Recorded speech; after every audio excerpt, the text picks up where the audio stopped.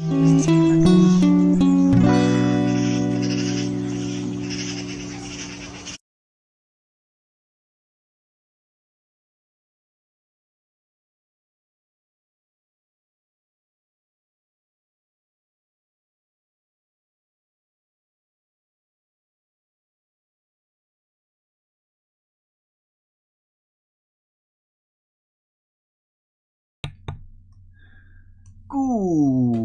morning. Welcome to Flat Earth Early Bird number 2412.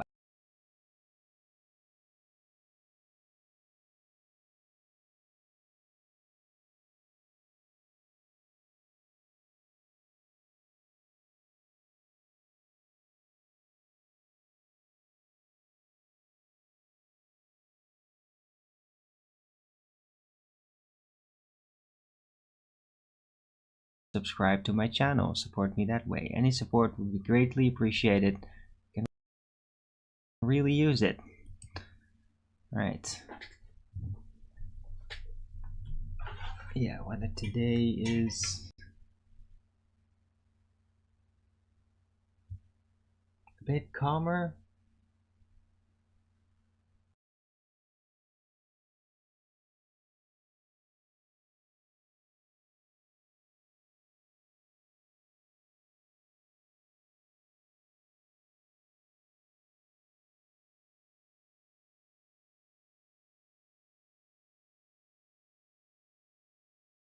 Anything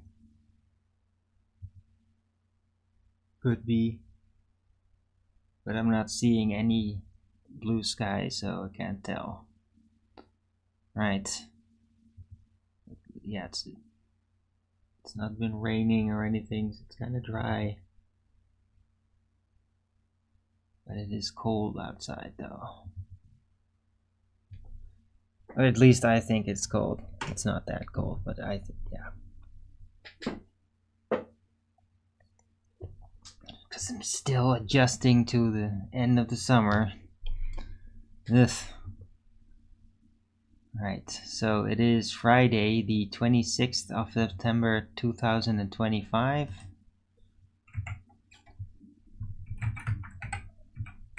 Temperature is 14 degrees Celsius with 65% humidity, 13 kilometers an hour wind, 10% precipitation, so there's some rain out there. Yeah, it's going to be this weather for another straight week. Slightly warmer on Sunday, 19 degrees, but yeah, 14. Yeah, it is kind of low. It's not super cold, but I mean, it's definitely not warm.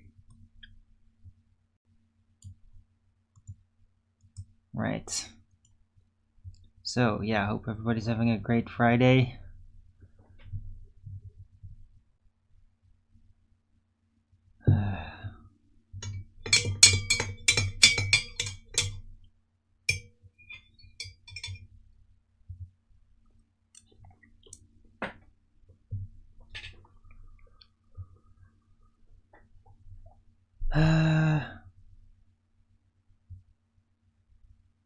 I'm doing okay.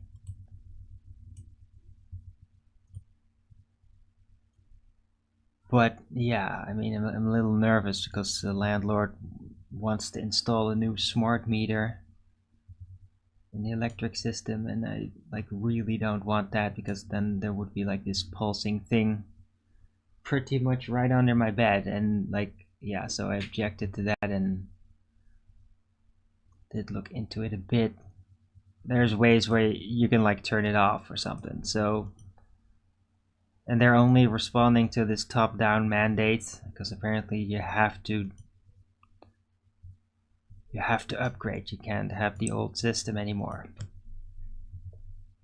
It's just the bureaucracy trying to force it on you.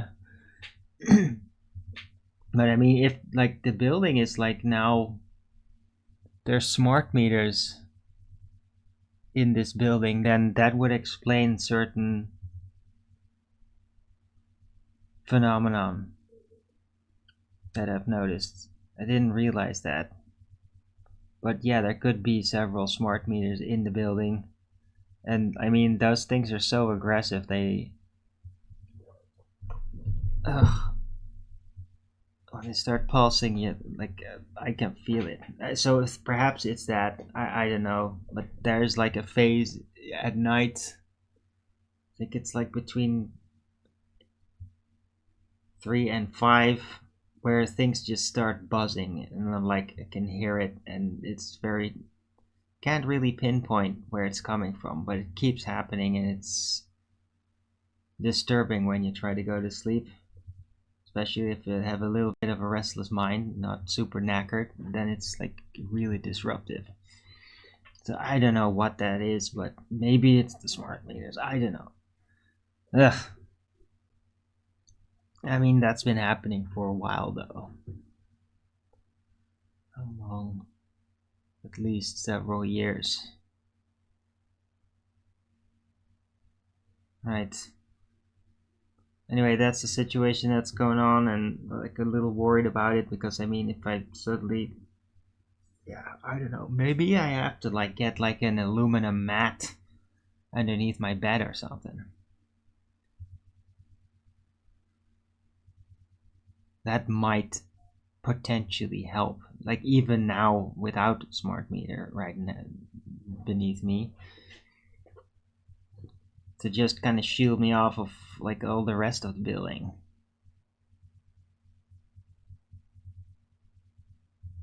I've been thinking about that. Like, might have to look into it. Could take a while.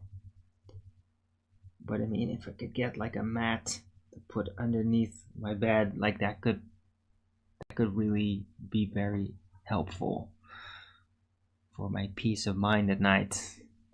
But I'd have to get it somewhere, and I don't know. Of course, I don't have a lot of money to expend on that sort of thing, on anything. Ah. Right.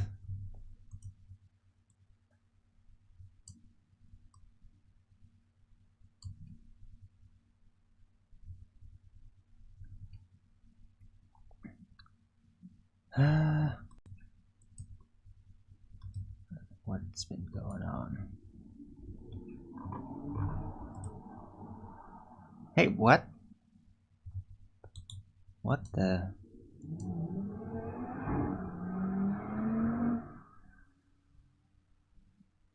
Oh.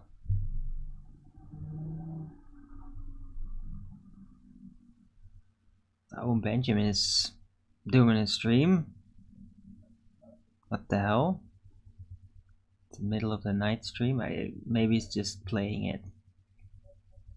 So, when Owen Benjamin got on the Joe Rogan Experience, so this is probably like a restream. There's no comments in there either. Huh. Anyway, yeah, the stream yesterday was interesting.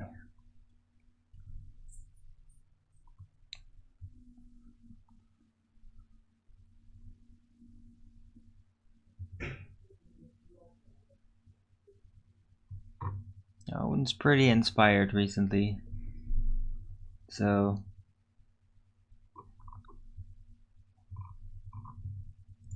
I don't know, maybe I've been inspired too. I just don't feel too great.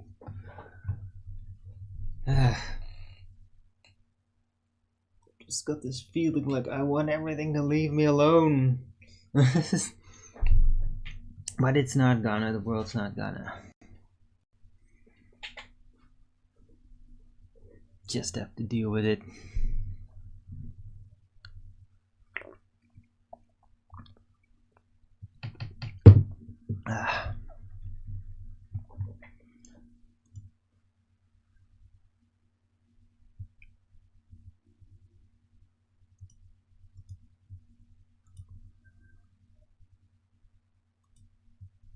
Right.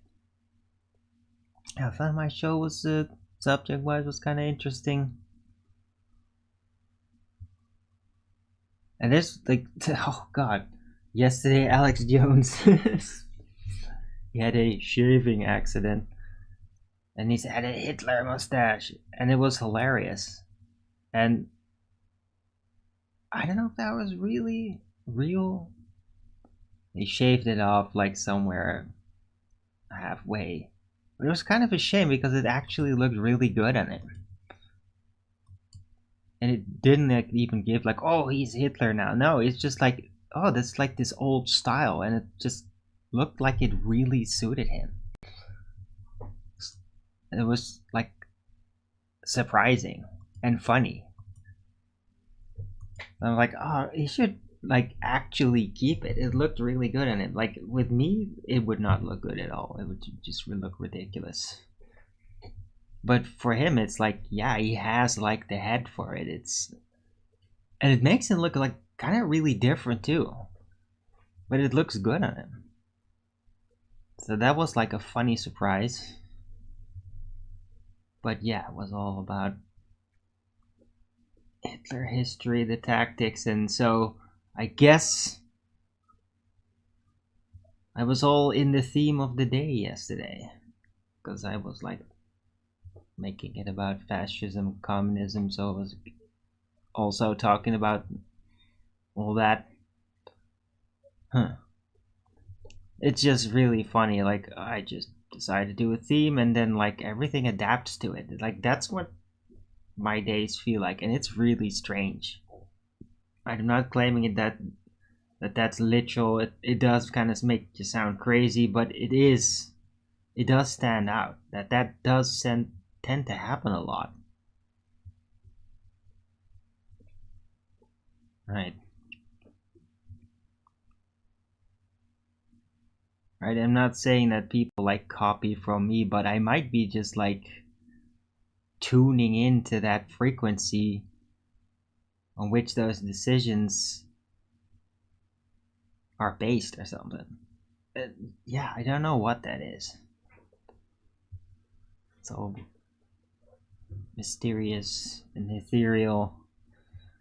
I don't know. Maybe that's also why I like tuning into Quantum of Conscious, because he's always talking about ethereal, yeah, the ethereal stuff, and like the not milk and the devil as a force, a spiritual force that that influences people, that makes them decide differently, right? Not just the structure that people like take from, but also just timed suggestive things and all that. Like there might be there might be like a very strange influence that if you're in the flow, just doing whatever, extra dimensional forces can meddle with you depending on what you're open for to receive. And people that are into social engineering, mind control, media, they might be tapped into like this program of influence, because that's what they're seeking. Seek and you shall receive, you shall find, kind of thing. Spiritual ethereal. So yeah, I am, yeah, always like puzzled by synchronicities, because to me it's, you can't just say, oh, look, a synchronicity, oh, a synchronicity, oh, and that means something by itself, or like what does it mean. No, I want to kind of like know like how is that happening, what are the guiding systems that makes that happen, because you can't just keep ascribing it to a coincidence. I mean, some things you would have to, but when there's like repeating patterns, at some point it's like, no, just saying coincidence, it's not sufficient. No, it's ZR time.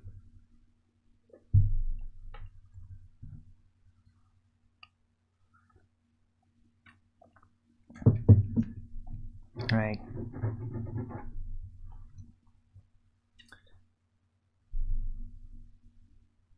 Right, but yeah, I'm also thinking back to like some of the positions and things that I've said about Hitler on my shows and ideas that I've had. But lesbian double Hitler and all that. And in a way, like I try to like be not exclusively demonizing about the whole. It's really about the boogeyman propaganda. It's been so aggravated and it becomes so vacated of realism and content that for me it's just like I just want people to understand that there was another side to it too. And it does feel like to me like Hitler was, it didn't start out like as a really bad thing necessarily, but it turned really dark and like principles were thrown overboard, like good winning high ground principles, which it did start out with, were then basically thrown overboard in favor of just pure power, pure autocracy, and like then also lying for that and all that, and basically all the typical Marxist demonic influences. Like that did really happen, but it wasn't like that from the start, I believe. It's like they were just doing things systemically and well, and then eventually like it, I don't know, it just got seduced to take absolute power basically.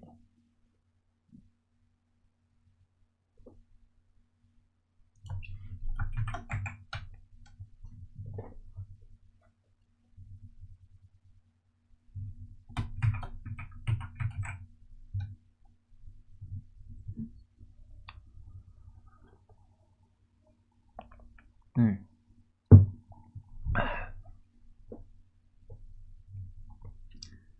Right. But yeah, it is undeniable though that in the end it was like a real, just a nasty mindset with like rampant deception and just disregard for human life and even care for the German people in the end, right? Like that, yeah, it did go that far and it ended up really sour. But it didn't necessarily start out like that, and that's why I like to compare like Hitler's story arc kind of to like Anakin Skywalker, Darth Vader's.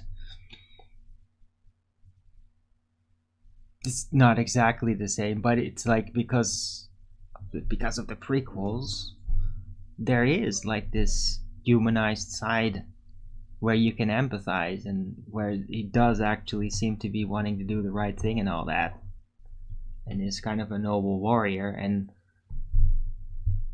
in ways maybe even better than the Jedi. Like you can actually understand his case, Anakin Skywalker in the prequels, right? And that's, I think it's just more realistic to think of Hitler as that.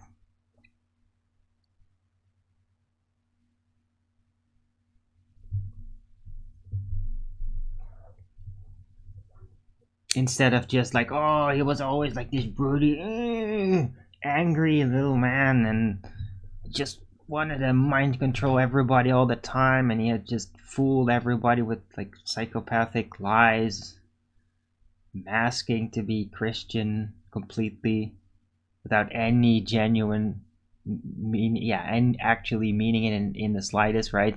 Because that's how people think of it. It's just all lies, but I don't think so. I think it started out as actually trying to be real with it, and then it just turned sour, and all the principles were thrown overboard, and just in favor of gaining absolute power. And it's really tragic. It must have been extremely shocking when it started to dawn on people. But they did like keep continuing the same propaganda like nothing had happened though. And that is like a form of gaslighting. And that then caused massive cognitive dissonance with a lot of people.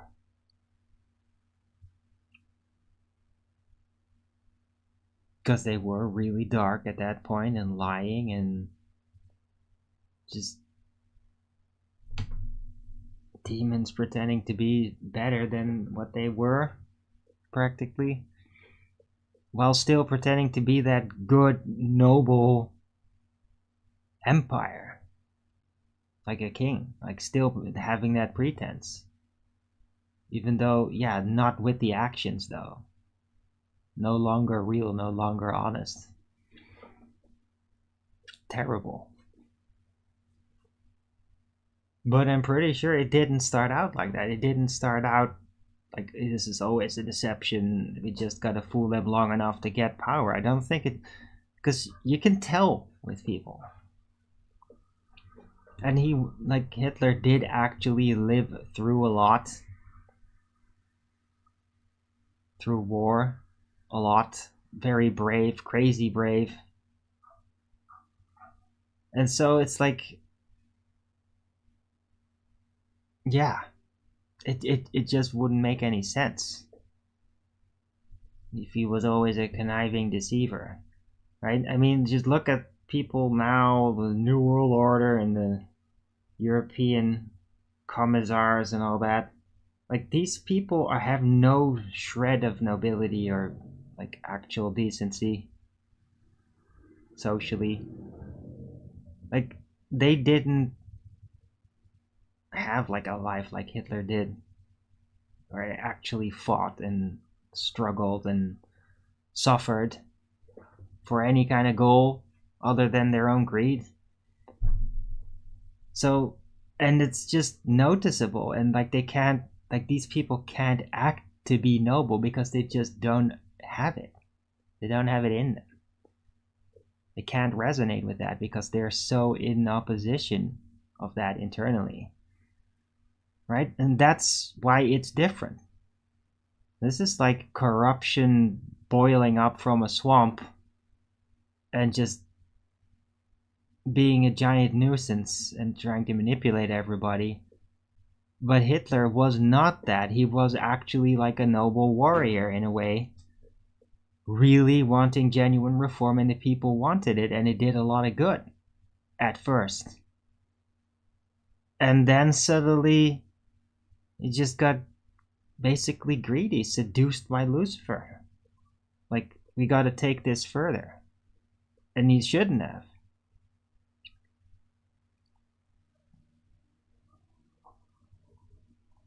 Right? But on the other hand, I mean, there was basically the Bolsheviks right at their doorstep, so.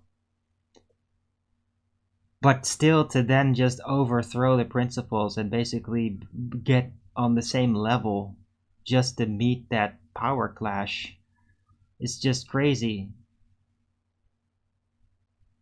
And then that's, well, yeah, I mean, the full implications of how it all happened, of course, I can't just say, like, oh, I would have done it differently. I mean, maybe you couldn't. But it's still a terrible decision to go there. And to throw overboard just the truth in favor of power. Like, it's disrespectful to the people as well. Just everything. You know how it is. Anyway, some thought about it from Arwin.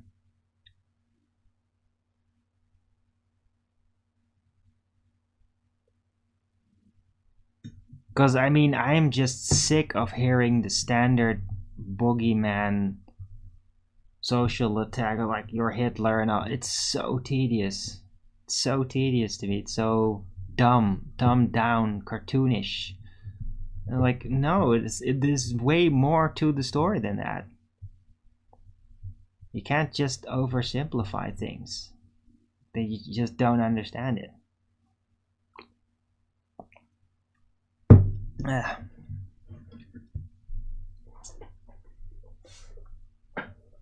Right. Anyhow.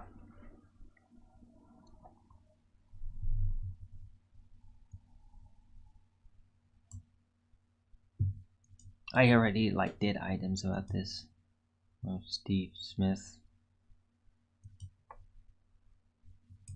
But yeah, it is a subject, and so it's got to be talked about, I feel.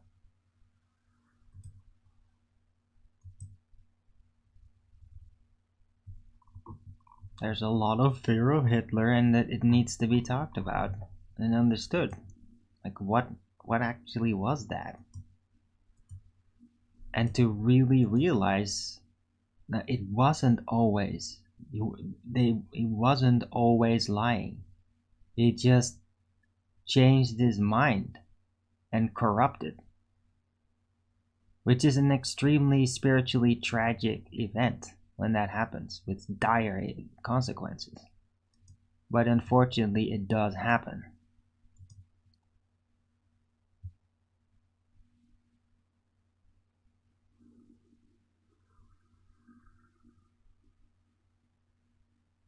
Remember that time I was lying about? Yeah, I'm not gonna talk about it.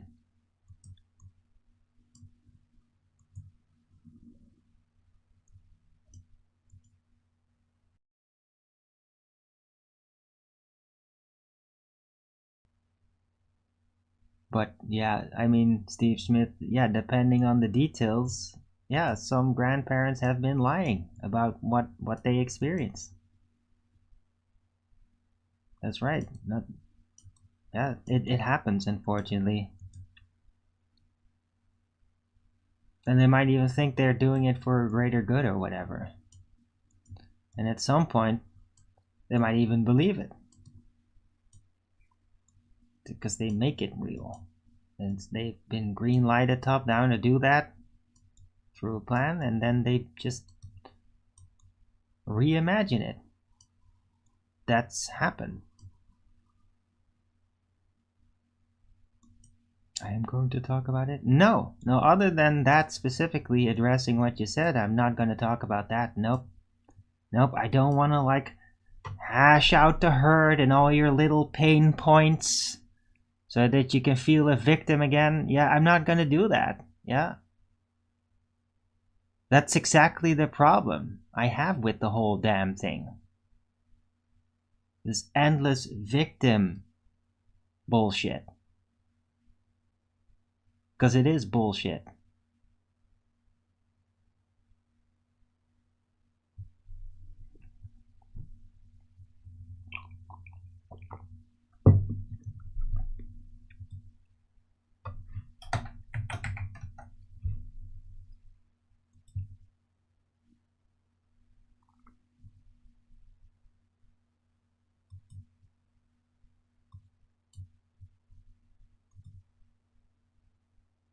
Yep. Especially in the end, a lot of people died. And chaotically so. Rushed. So I really can't tell what happened. I just know that official narratives are blatant, provable, and statistically impossible lies. And that people were told to tell a certain story. Stick with the narrative. And heavily encouraged to do so, maybe even under threat. And yeah, that's it. Yeah, I don't know about the specificities of your grandfather's story, nor do I care, because you're only here just to become a victim by my words, to let my words hurt you, right? Because of my outrageous opinions. Yeah, that's what you're here for. Yeah? Don't deny it. You know it's true. I'm not playing that game with you. Yeah.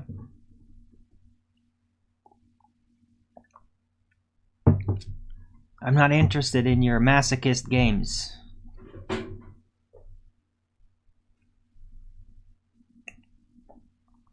Who told your grandfather? I don't know. Let's just say roughly the Mossad. The Secret Services.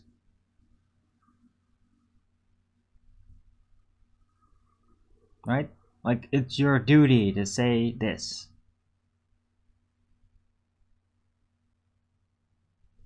Yeah. And it's not even that difficult to do that on a vast scale.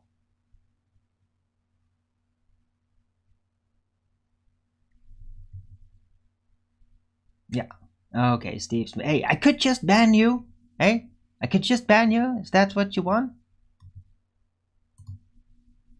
You were not going to talk right now. You're talking about it. Yeah, because you're rambling on about it in the chat. And I'm addressing that that's happening. Yeah, I'm not gonna roll my talk into typical bad grounds, heavy flag, heavy trigger, bad grounds, and breaking potential speech laws, which is like asinine that even exists, but it is what it is. Yeah, I'm not gonna be lured into that shit. Okay? It did not exist. Yeah, well, something existed.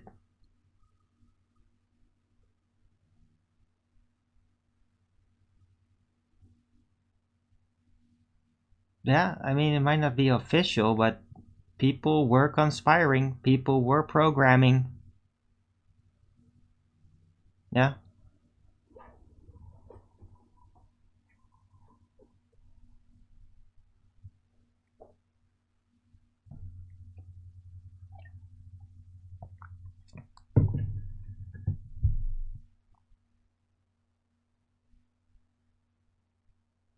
I even remember like a story from my grandmother that she had like a visit like after the war and was told to stick with this story, like the official story. And she was like surprised because she's like not politically interested at all. Like, I remember that.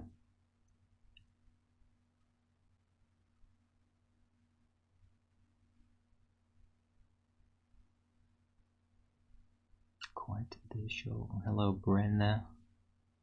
What are you talking about?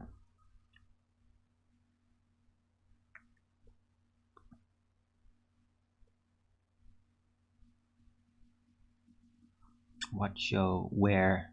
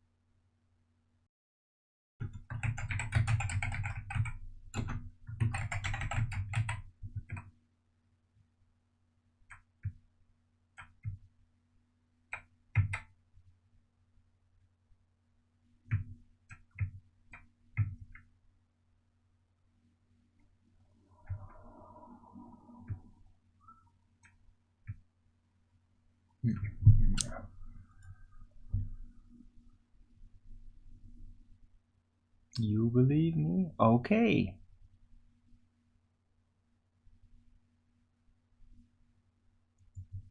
Good for you. Hope that puts your little easily triggered heart at ease.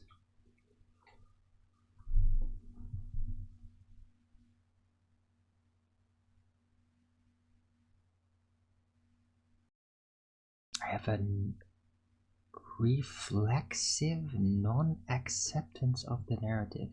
No.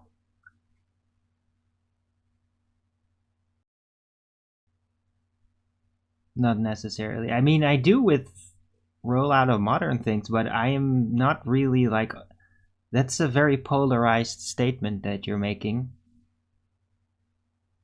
where you're basically trying to insinuate that they automatically choose a position within a polarized option, and I don't. I specifically stick to quantum superpositions, typically. Am I still a National Socialist? Oh, really? I am a National What the fuck are you talking about right now?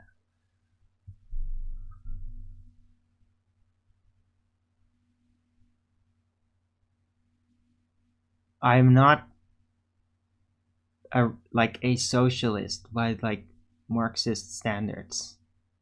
I do believe I couldn't even like really define it, my political position, anymore, because all these categories are all like kind of old. I do like nationalism, and I do like very basic socialism as like just standard policy. But I mean, it has problems, and especially like it always encourages bigger government and then more and more, and like that's a problem. But as just a standard blanket, I think it's pretty cool. Yeah, it's not a fucking crossbow, Steve Smith. Don't be an asshole.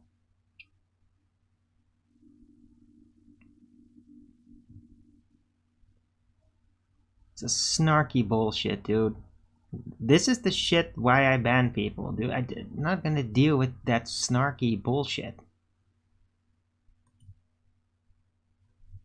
Yeah? You are fucking easily triggerable, yeah? And you think you're really justified about it too, yeah? Cause your grandpa and all that shit from like a long fucking time ago, yeah? You are. Be honest about it. You're making a hassle of it. You're bringing it in the chat because of that. Yeah?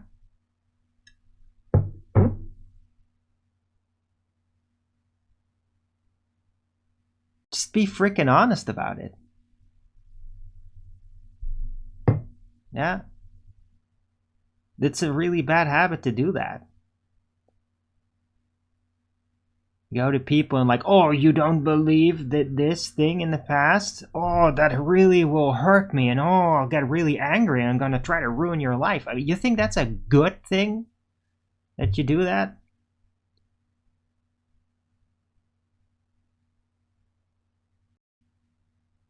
It's exclusively negative. Yeah, what I'm trying to do is I'm trying to figure out reality. Get honest about it.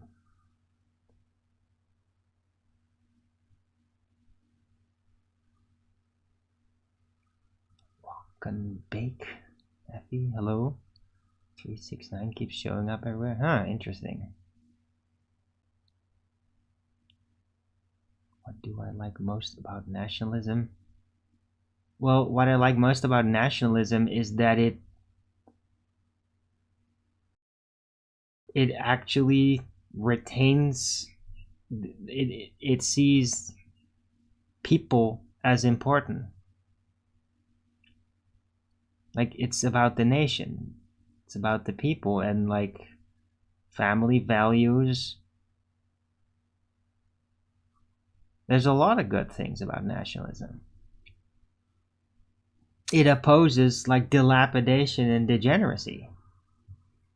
It protects the nation from the outside, cultural or militarily. Like that's great. I like that.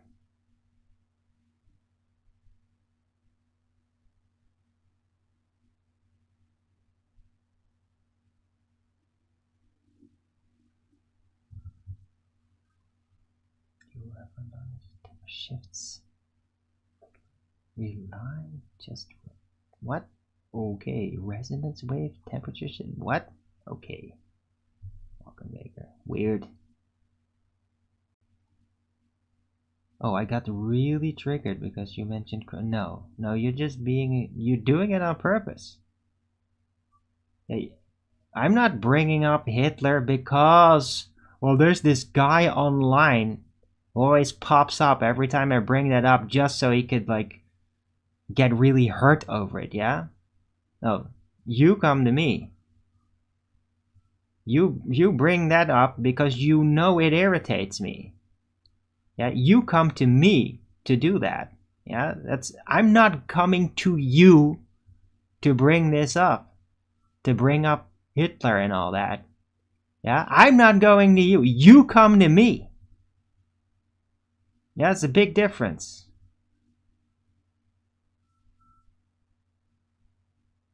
Who of us is really triggered? You are. You're still being triggered. Yeah, I don't fucking care about Crossbow. I just find it irritating that people always say that when it's, like, obvious to me that it's not a crossbow. That's it. Yeah, you bring it up on purpose because you knew that it irritates me, yeah? I don't bring up Hitler stuff because I know there's this guy called Steve Smith who gets really hurt over that, yeah? You come to me. That's you doing that. Yeah, I'm not forcing myself in your space to trigger you with the subject. You come to me.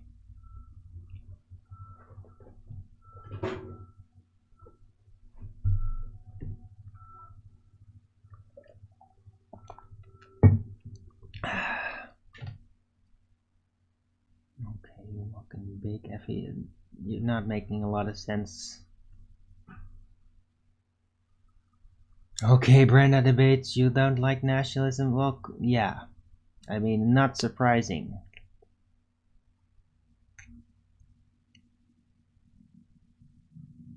I do.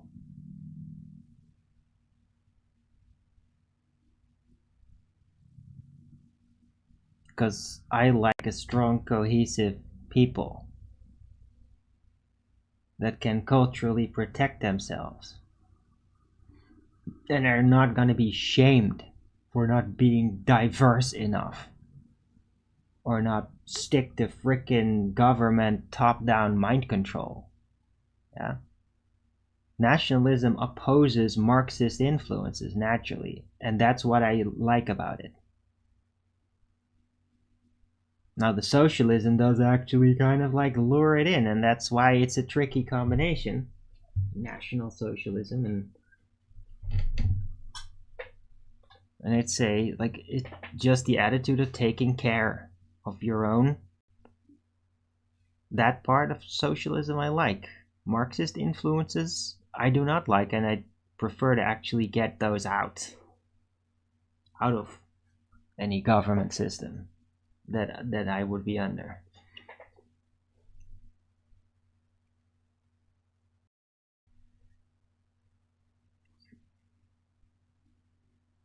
I'm illustrating. No, you're not illustrating anything, dude. Steve Smith, I'm not triggered, you dipshit. Stop being such a gamma. This is really annoying. Yeah, and I'm not triggered. It's just I'm pointing out you're being annoying. Stop it.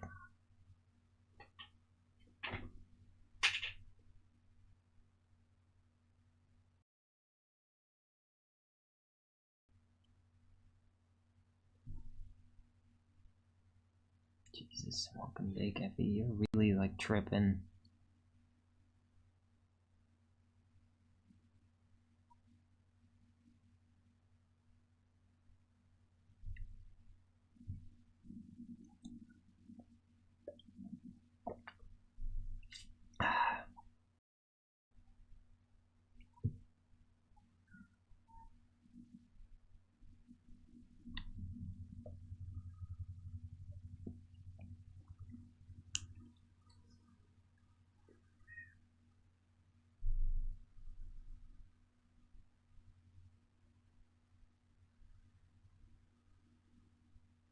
It's a gamma.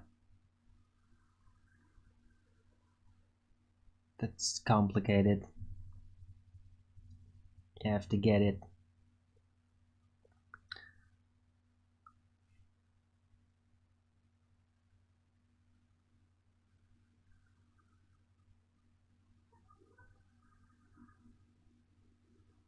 Oh my god, this chat is just...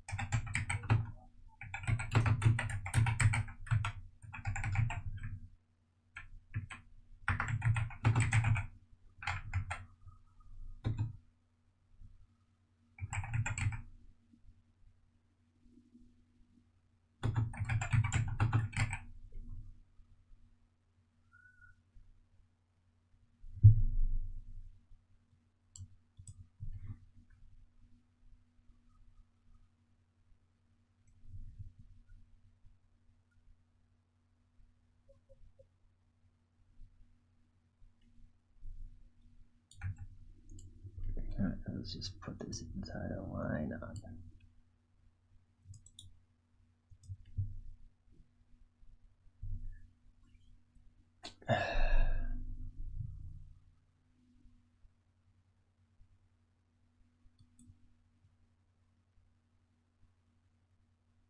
Japanese culture is great too. Anime, god. It's actually the least good part of Japanese culture. Their actual culture is actually really nice and homogeneous and respectful. Their anime is actually kind of deranged. A lot of it. It's infamous for that. So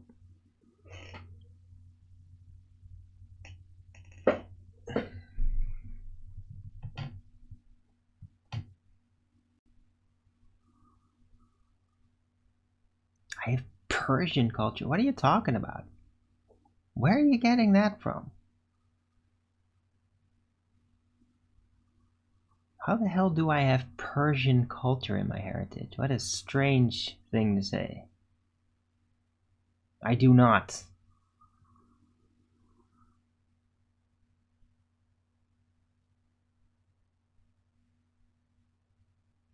Oh.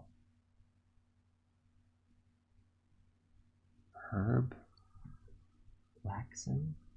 Herb Jackson? Hello? Long time listener? Oh. Alright. Hope you like the shows.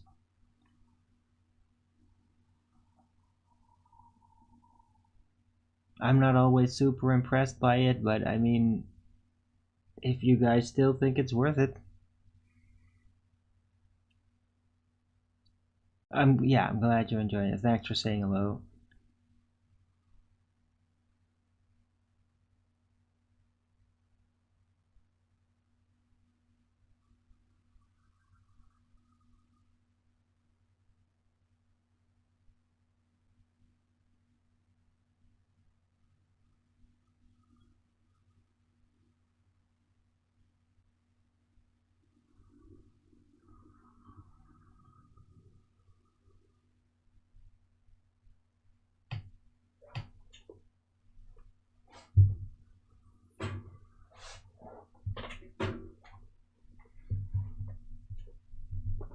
Jesus Christ. No.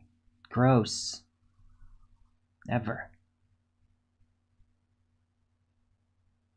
No, Brandon. Where the hell are you getting this from? This is ridiculous. No. My family is not from Iran. Or anywhere near them, at least.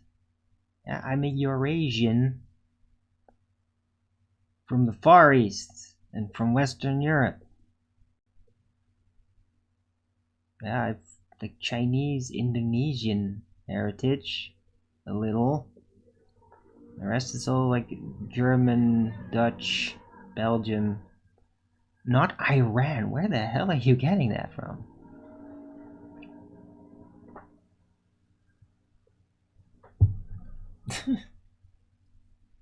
I mean, maybe I kind of look like an Iranian, especially with the mustache or something, or some people think I look like a Cuban.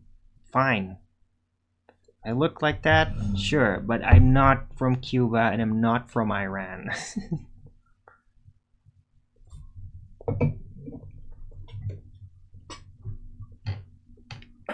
Your wife doesn't like the truth? That sucks. Yeah.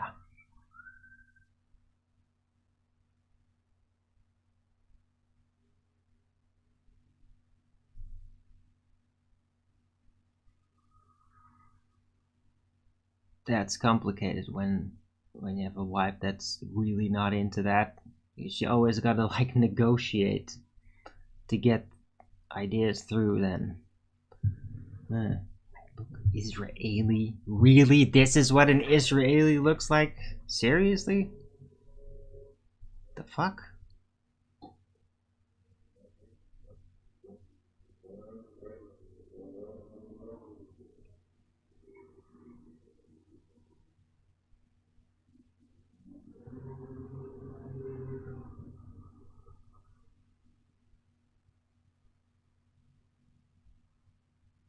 Although, I mean, an Israeli, that could mean anything racially. There's like people from all over the world there, apparently.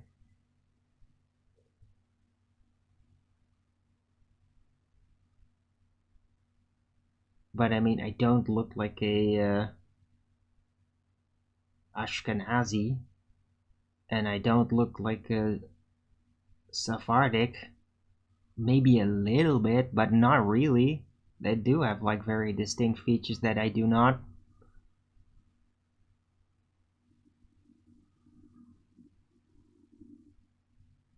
So I don't know why you say that. I look like an Israeli. Very strange to hear that.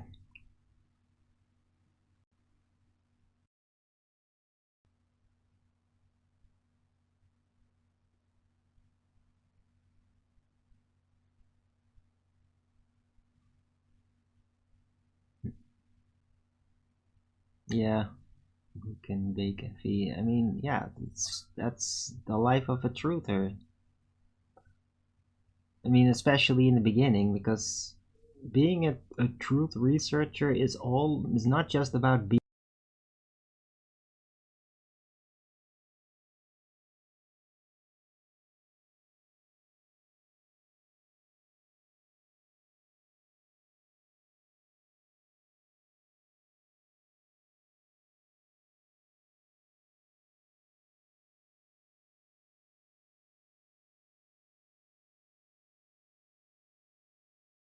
question that process, and that's like disruptive.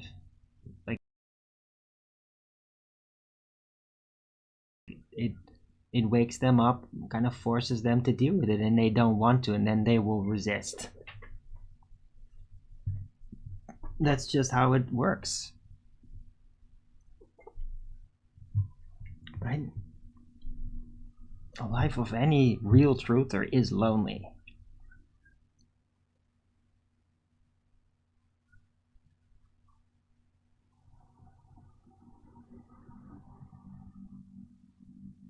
What the fuck are you talking about? I used to be curly? No, I was never curly. I've always had this type of hair.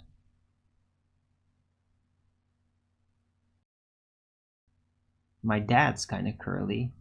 I've never been that. My dad, like, yeah, had almost like thick African like hair that would do that. I did not. I got like my mother's hair in that sense.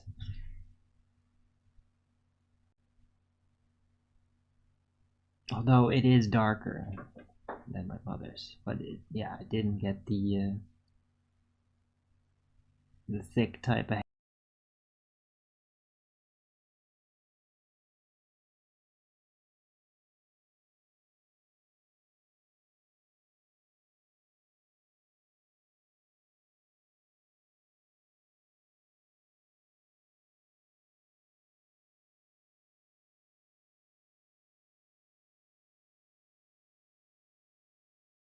triggered one again, Steve Smith?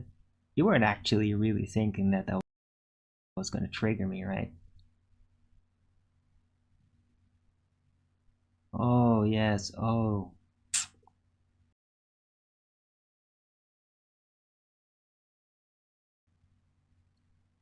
Yeah. Hey, Steve Smith. Do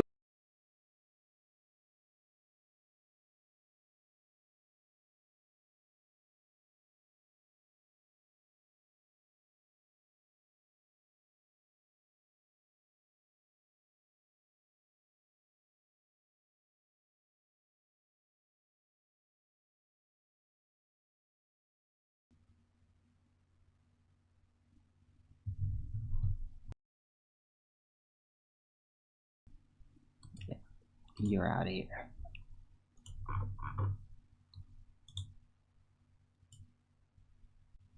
Not playing these games with you.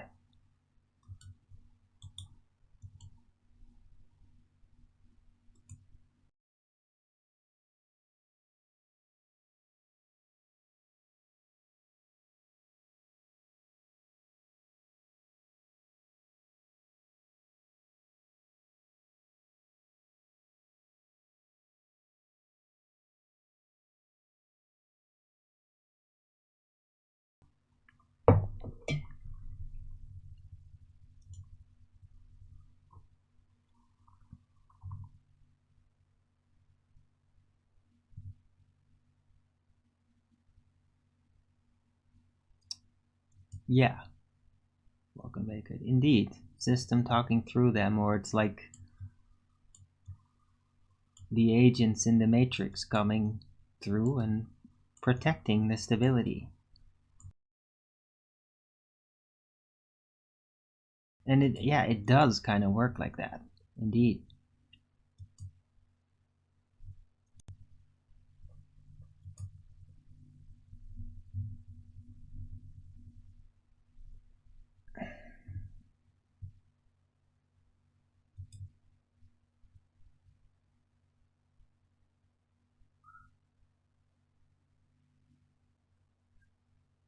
Do I see the Gleason's map as a... No, it's not solid. It's not of a consistent scale. There's scale inconsistencies in the map. It's just another map projection.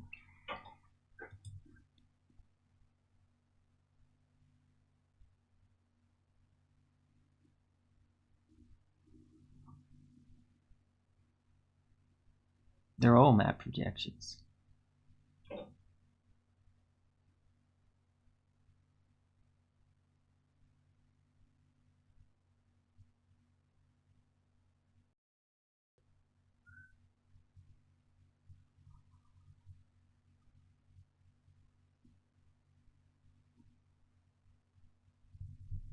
Alright, hope everybody's having a good day. I am now.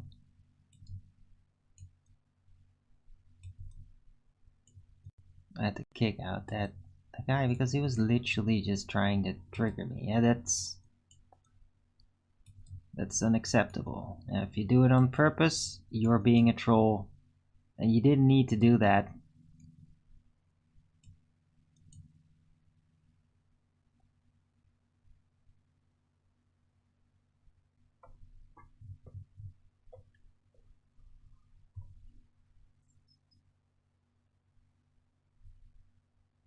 Do we even know what? Know what?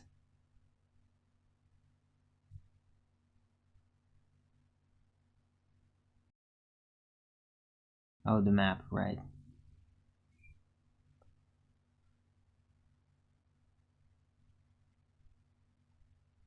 Is there a way to build a map? Yes, there is, absolutely. But you gotta just basically scan the place and with ocean bottom and everything and like really orient the terrain. But yes, an actual Euclidean model could be made. Right, and then truly figure out what the whole celestial orientations really are. Because there might be non-linearities with how the Celestials even work in relation to the land. There's just almost no way to tell. It would just be seen as an aberration, and in favor of having just a solid, cohesive model, it would be ignored, right? So yeah, the only way to overcome that is to really measure the land very exactly and then put it all together like a puzzle, like irrespective of whatever celestial behavior there is. And that's then, yeah, then you have a model of the terrain based on the actual measurement.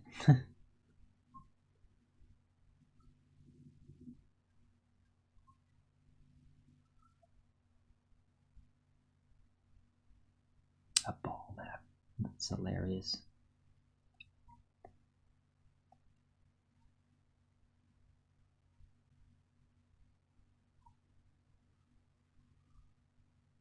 Well, celestial navigators would have a celestial sphere, though. Like a map of the stars to assist them in like figuring out like what latitude they are and all that. So you have the flat map and the celestial sphere, and then you can navigate.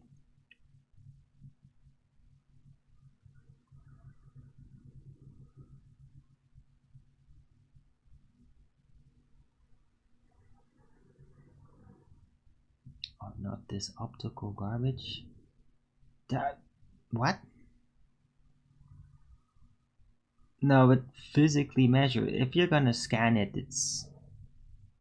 that is as physical as you can get.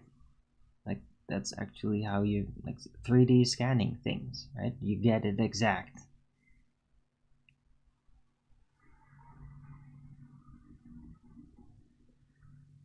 Ancient tried something like no, that dude.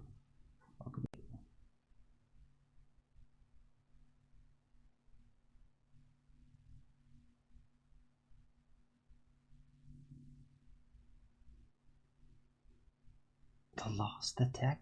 I don't know why you would say lost attacker data. It's not lost to them, it's lost to us. It might be there in the Vatican Library. It's always an easy go-to with that sort of thing. Like, yeah, maybe there are like the ancient Tartarian maps. Oh, that triggers people too. I'm just gonna call it Tartarian. The pre-current batch civilization from, let's say, the late 1500s. Worldwide civilization, lots of population. Yeah, they had definitely had the map data. They had maps. They had it down accurately. They designed, yeah, the old world. To us now, the old world, they would have had an old world themselves, which is like the pyramids and all that. That would have been the old world to Tartaria. Like, it's not like 500 years ago everything was built. No, it's not just one moment where all of this stuff was getting built. It's phases.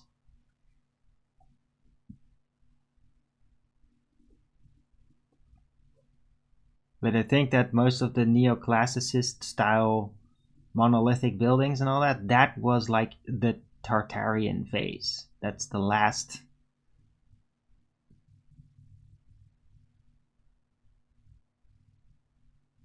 Yeah, that's 500 years ago. That's around those times. And who knows how much time up to that point.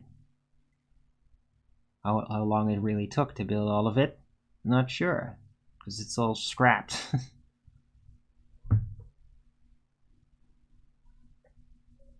The data of that.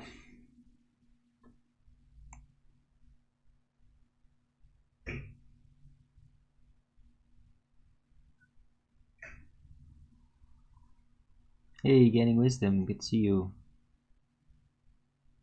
in the Rumble chat. Pre-gaslit? What? Mm-hmm.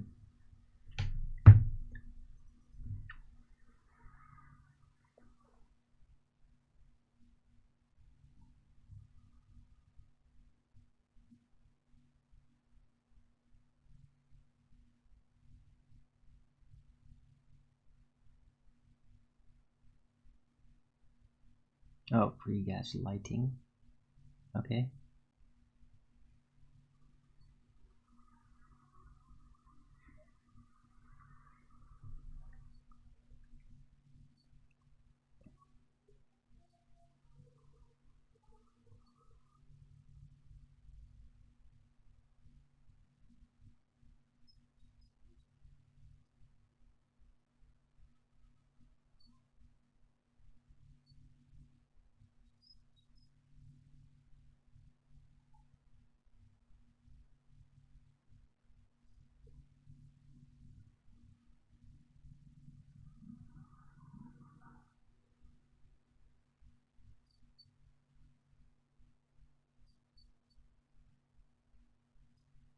Built it in a weekend? No.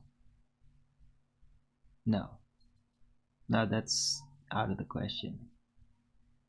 Not without some really strange magic, like actual energy magic or whatever. Like, no.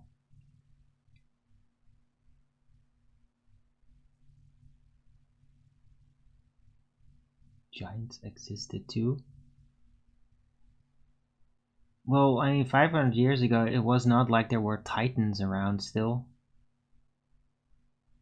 But there were arguably still some remnants of larger humans around. But I mean, they were already like declining in amount.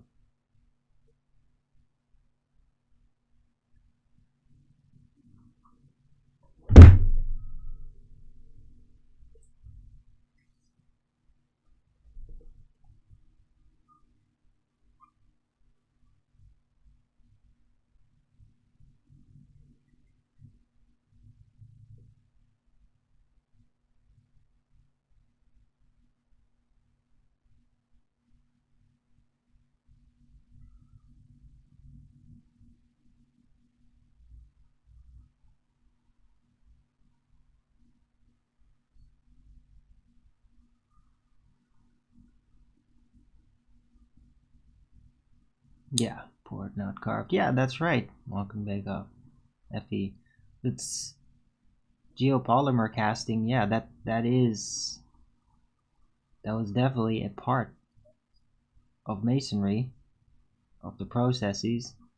But even then, I mean, there's just sheer amount of neoclassicist buildings and how large they were, but just the amount of it, like, it doesn't matter how efficient you get, like, it's so much that just requires an abundant amount of time. Could it not just all been simultaneously put there? So there's a history that's building up to it, and that history is gone for us. It's not it's not there anymore. It was hidden.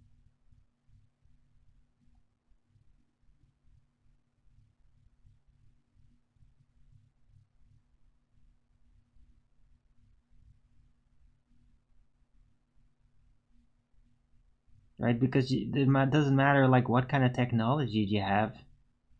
It's not going to be a technology that just literally conjures and manifests in a full gigantic stone building in like an hour. Like that's just not going to happen.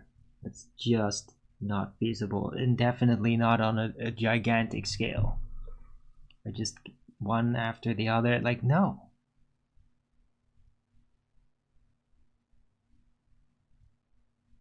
No, God. Oh, doctor is here to point out how it's all wrong.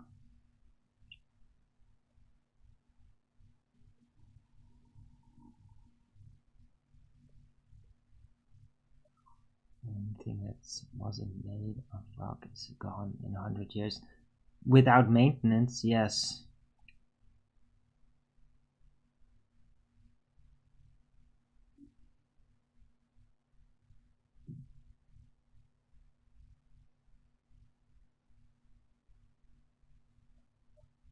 Yeah, that's an interesting way to describe it. somebody hit forward on history and left. It does really feel like it. Just quoting you, yeah, the history of the actual Tartaria and how these buildings were built, the records of all that. Yeah, that's right. Those are gone. There's now only nonsense stories. How they're being built in 2 years, alongside tons of other buildings that supposedly are built in 2 years, all pretty much around the same time, and it's total nonsense. Nobody's buying it. That couldn't be done now. Especially not in a time where there's no technology available. Yeah, just horse and carriage. It's just no, doctor, give up. Leave it. Yeah, that history is not feasible.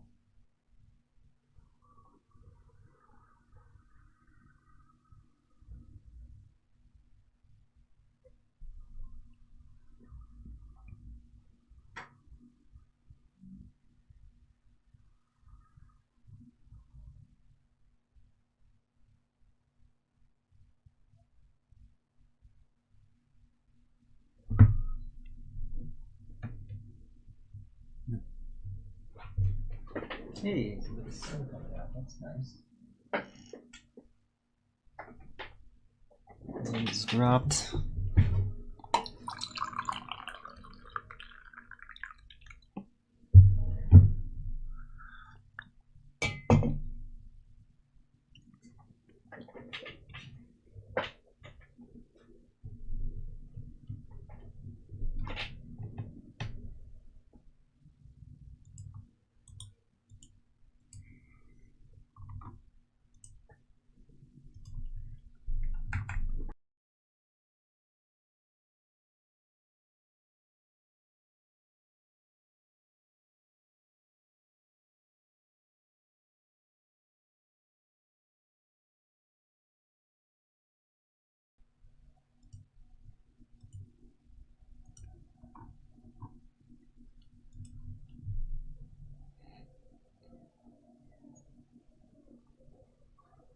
Yeah, it's not a construction project at all. It's a founding.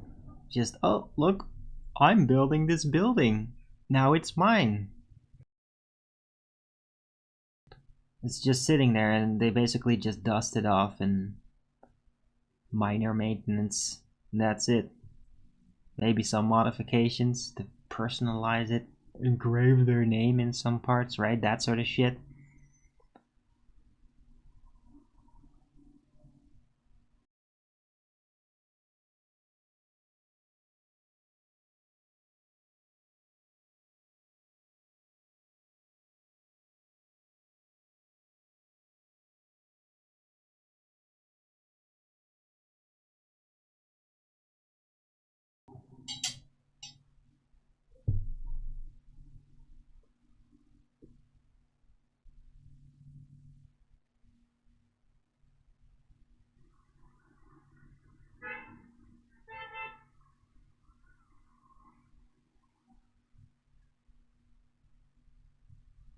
Right. But I catch myself dwelling a lot on the idea of like what would have it been like Tartaria, the last phase, what really happened.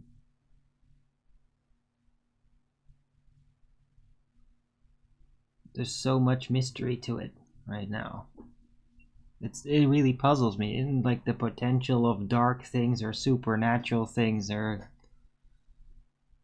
like very compelling. It just feels like there's something that was really unnatural in ways that happened.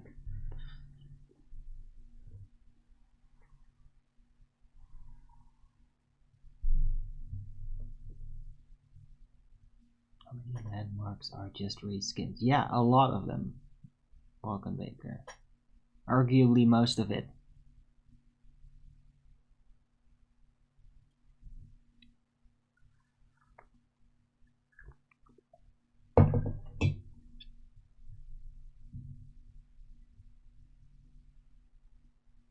Why is this guy typing so much? Oh, maybe it's just Inspire.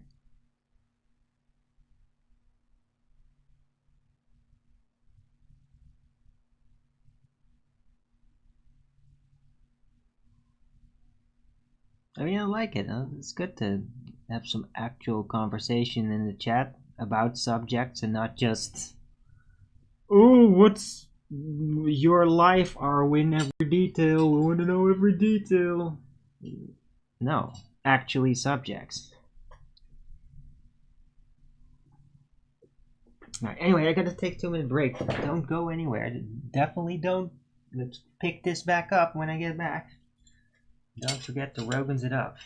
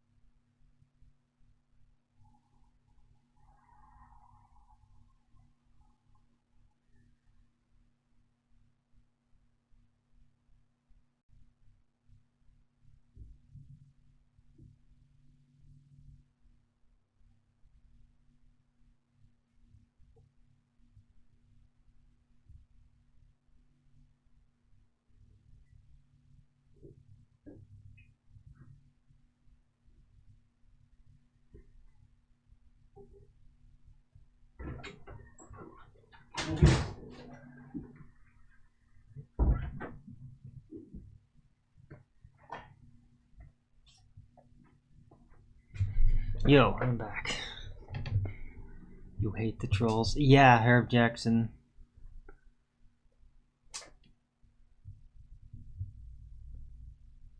I'm glad to have some normal people in the chat.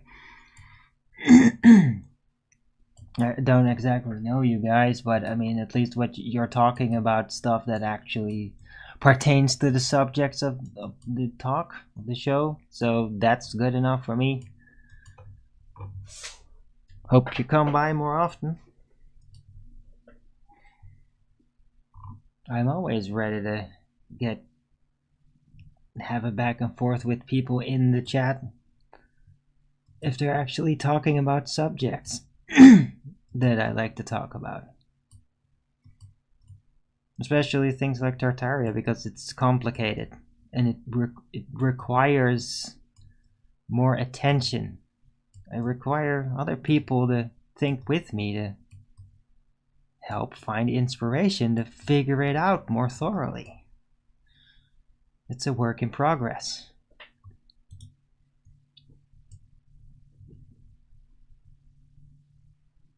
Yeah. Crazy how once you start seeing the patterns you can't unsee them. Yes. Unless you apply cognitive dissonance to yourself and just say, no! No, the history is right. Tartaria is nonsense. Oh, they made an error here, so that delegitimizes the whole concept. That's what people do then. I've seen it quite a few times.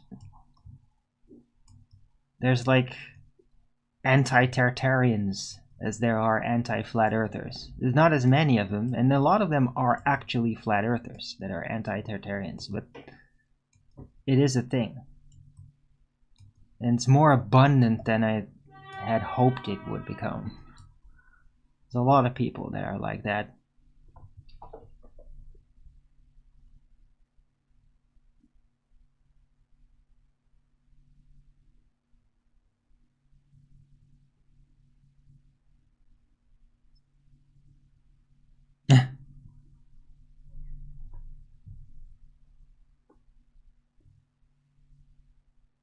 A lot to break down. Yeah, tons.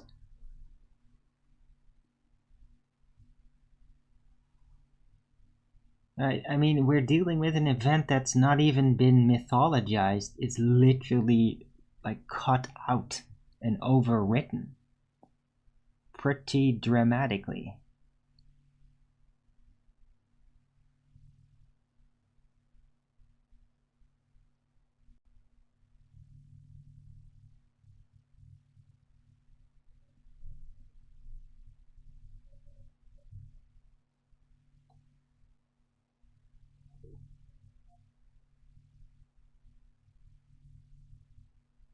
Especially on stew. What? STU? What do you mean? But yeah, glad you're enjoying it.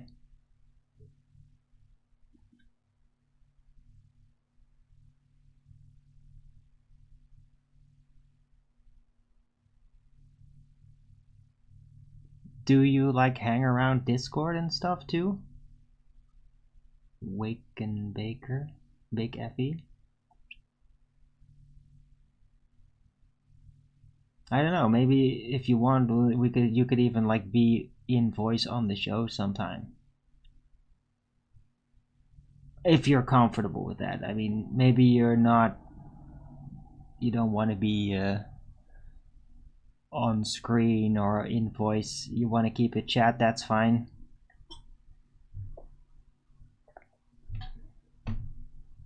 Hit enter really by mistake? Yeah, don't worry. Oh, stuff like right.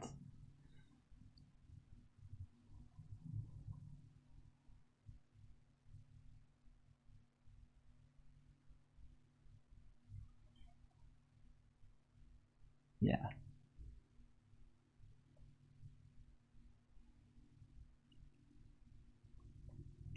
Right, but yeah, I mean, it's not surprising that once you start to zoom in on One Piece, that like so much shows up.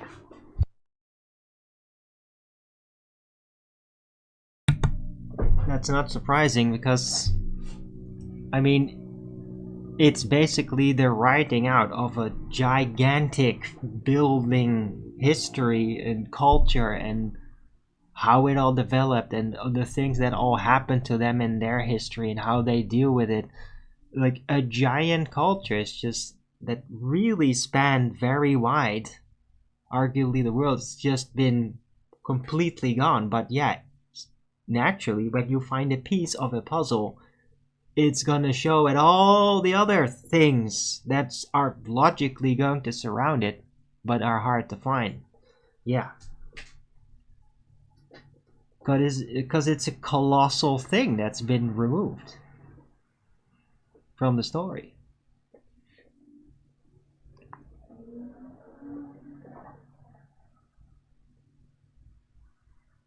Don't really like to be in voice. Okay, fair enough.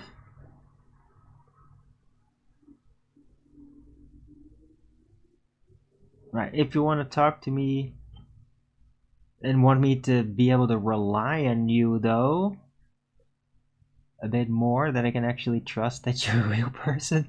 Well, you sound like one of those four. I'd ask you to contact me on Microsoft Teams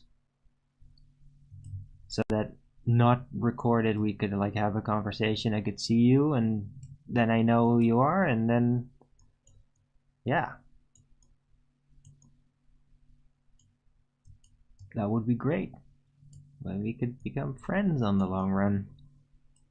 Don't expect you to always be here or anything, but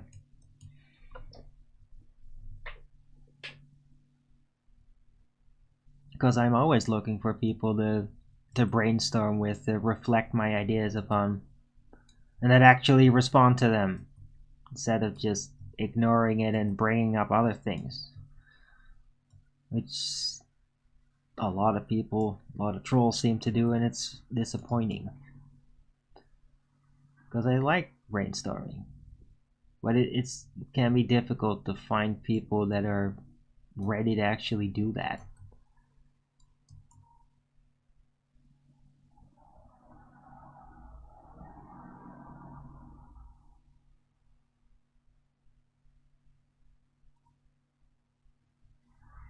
Right. Anyhow, it's good to have you here in the chat. I really appreciate that. Better than yesterday. Yesterday was lots of trolls.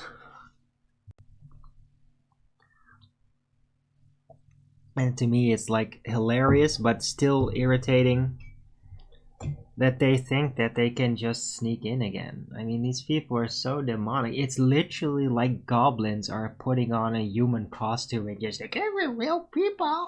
Like, no, you're obviously goblins. Like, it's ridiculous that you think that that works. That I can't see it.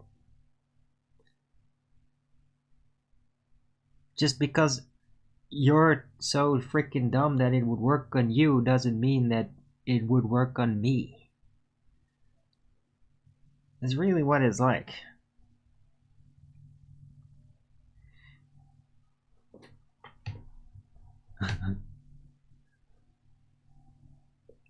Right.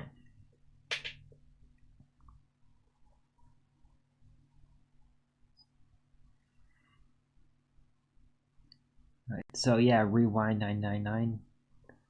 Why do you think Tartaria disappeared from modern history books? Well, there was a good reason for it,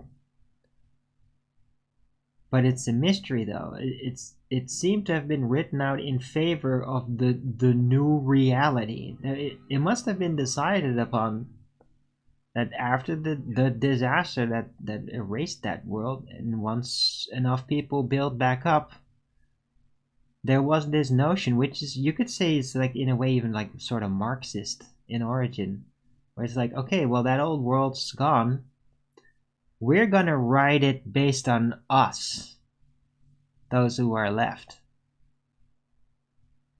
and that they can like create backstories basically for their own ancestors, make their own mythologies, have like national mythologies, and that they started doing that before they even like really figured out everything about the old world in Tartaria. And that it's just like, okay, we in favor of the national propaganda, you could call it. The backstory probably started with the nobility doing that, and the national mythologies. That is just like, okay, we're gonna keep holding on to this story. And that's like how the official narrative for the official history basically was born. It's like, this is the new history. This is what everybody gets to learn. This is what is going to be used for quotes, what's going to be used in reference in law by judges. So it's like the new culture, the new knowledge tree. And the old world, which was probably way too vast to really grasp anyway, everything that was in it, just was kind of like abandoned. Like, oh, we're just going to move to the newer story. Forget about the old world. It's all gone anyway.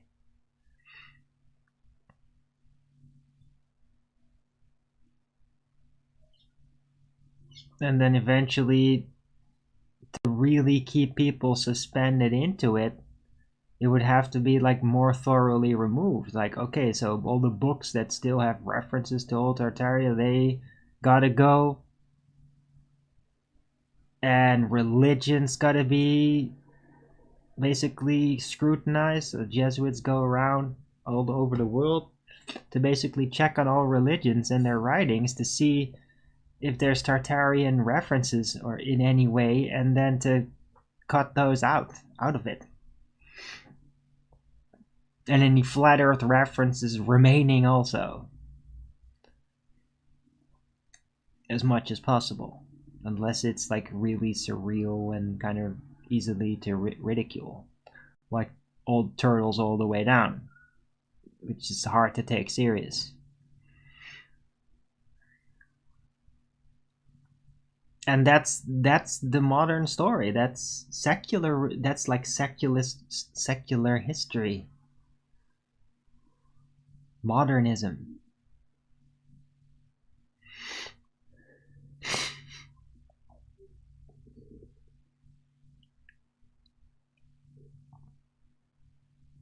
God, that is an excellent analysis there. Welcome back, Effie. Thank you for that.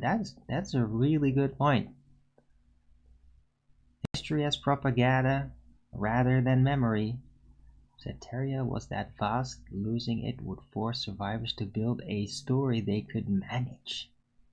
Almost like cultural amnesia. Exactly. It's like they have to like pass on stories again around the campfire.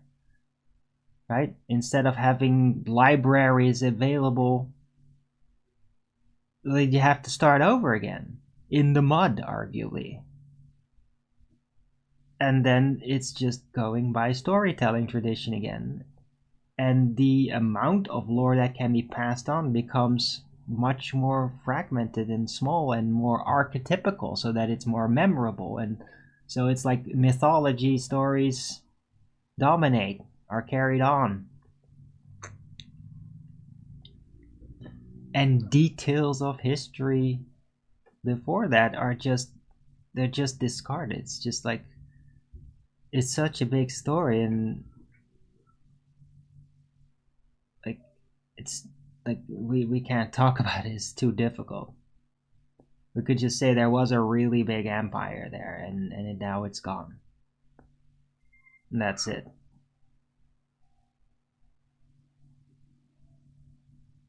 Then the history of it is lost. Maybe some of that was being talked about.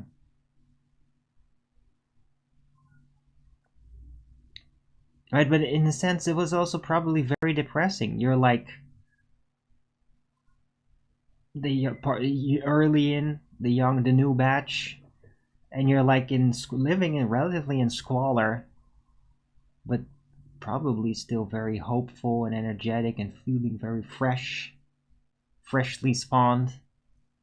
But like, yeah, we're sitting on the skeletons of an ancient world with like amazing stuff that we don't even know how to begin to build that right now. And to then just think back, like, yeah, the world was amazing and it's all lost. And we're not even sure why. It's depressing. So, you don't want to depress people. You don't want to make them feel continually like we're just living in squalor on top of a paradise that was lost. It's very depressing. So it then just becomes like, let's not talk about that. Let's focus on the here and now, right? Which is like technically a good advice at any moment, right? But that's probably how it was being dealt with. It's just like, it's the old stuff. Just don't go there. It's so depressing. We gotta develop ourselves now with what we've got. So let's just focus on that.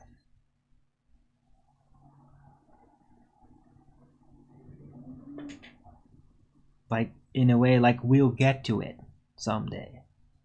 But then that never really happens, and they're the governments and all that, they make it all very difficult. And when they're being imprisoned again, psychologically, culturally, spiritually, financially, and so we will just never get to like, okay, maybe now we can deal with Tartaria. No, we're just not getting to it.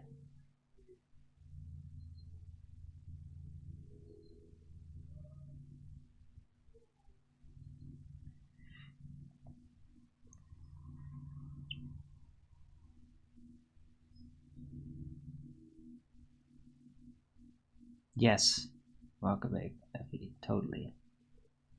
Libraries gone, so people shrink history into fireside myths, fragments in archetypes instead of detail.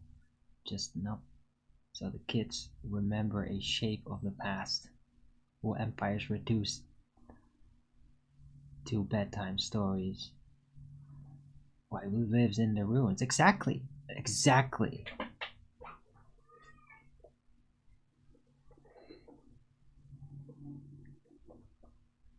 You're totally getting it. Like, this is like what I think about. This is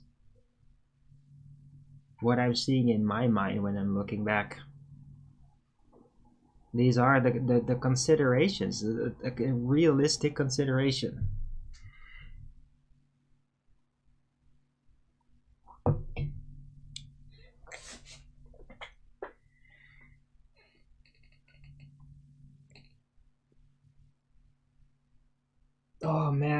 Though, what a time it must have been, though, in ways where you're basically surrounded, or you're living in ancient cities that you don't even know how or what it really happened and who built it exactly and what happened to them, and you're living it, and it's like curious people will just be like, oh, I found another tunnel. Dude, you're not gonna believe what I found in this now. It, like, every place would have been like this mystery ancient ruin. You never know what you're gonna find, whether you're gonna find like ancient skeletons or some underground temple or ancient technological devices. Dude, it would have been like all the time, everywhere. Must have been his entire underground scene of like rogues and crypt dwellers and adventurers that would just like explore the old stuff in secret and find who knows what. Some of them might have become incredibly rich because of it.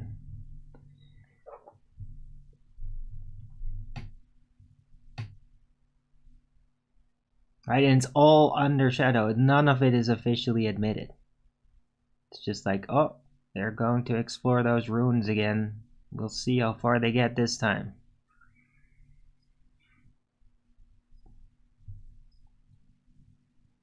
All over the place. I mean, everywhere. It's like, oh god, another city? Really? Jesus. Oh, it's gonna take a lot of digging.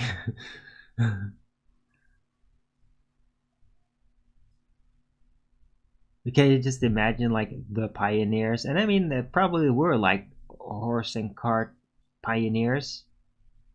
They were there, but when they go, it's not just, oh, in another Indian settlement. No, it's like, oh, another city, another buried city. Let's not settle here. How many times they just go in and just like, whoa, another buried city. Huh. Right? That those details are often, of course, they are logically overlooked in like storytelling about the pioneers. Like, they don't tell that part, like all the giant buried cities that they would come across every time.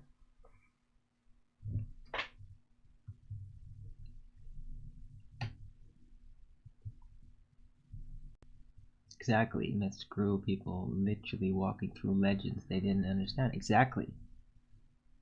Amazing.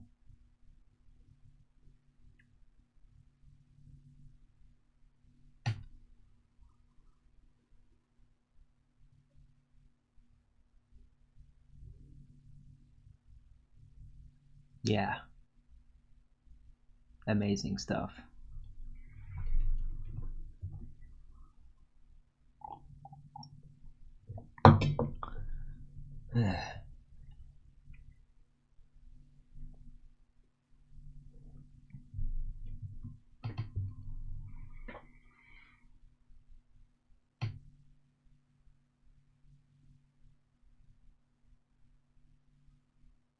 And I mean, especially with all the frickin' tunnels, there must have been like a substantive underground scene, like literally an underground scene of people that know about those tunnels and use them as secret trade routes and dealing in artifact shit. That must have been like an entire scene for arguably hundreds of years. Maybe it's still there. It's just like integrated into Secret Service organizations and all that now. If it's still there.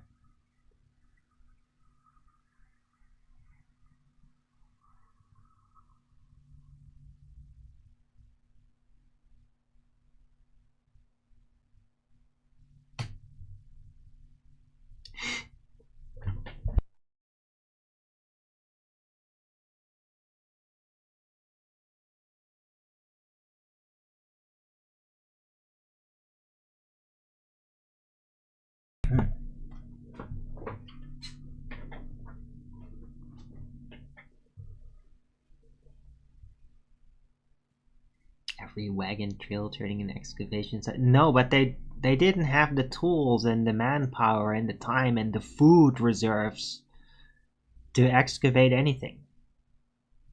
Like, that came later when towns like started to thrive. Then people are like, okay, we're gonna explore this damn thing now that we've been hearing about in the last 20 years.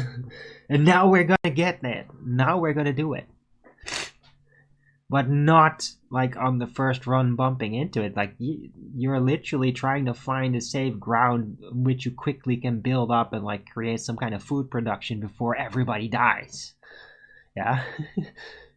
You don't have time for excavations. You don't have the manpower, you don't have the food resources, you don't have the time.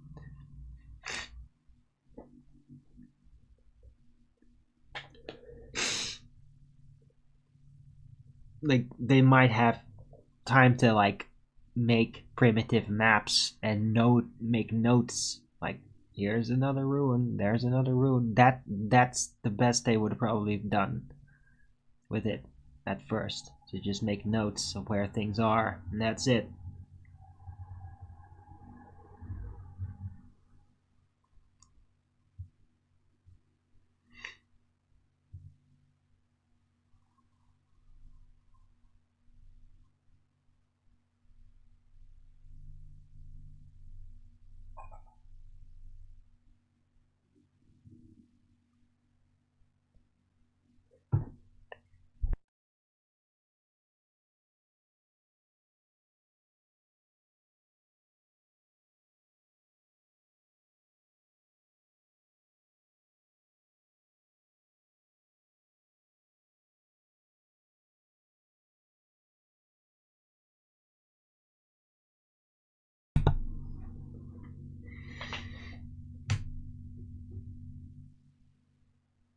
Right.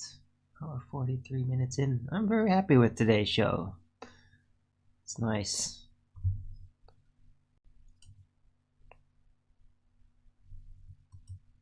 I hope everybody else out there appreciates it too. Don't forget to Rogan it up if you are.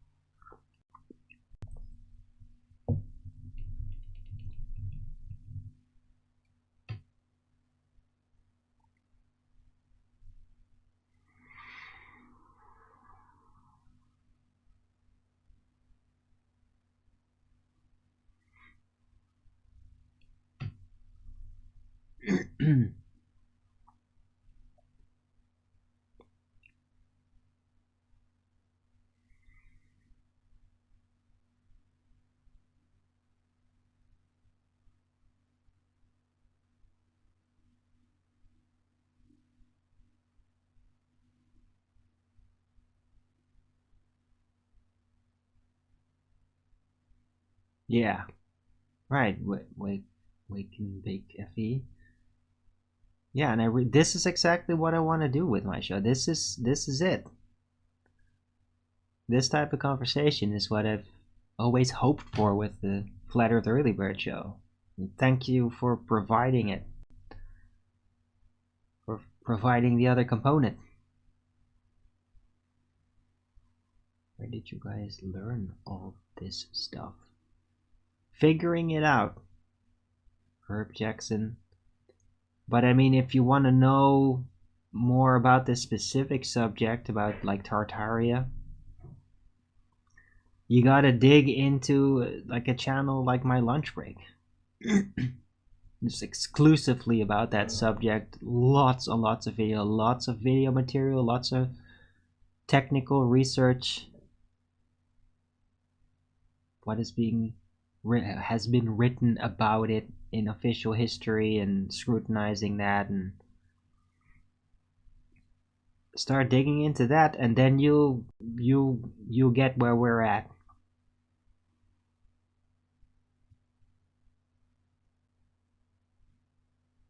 Because it's a big thing. It's big.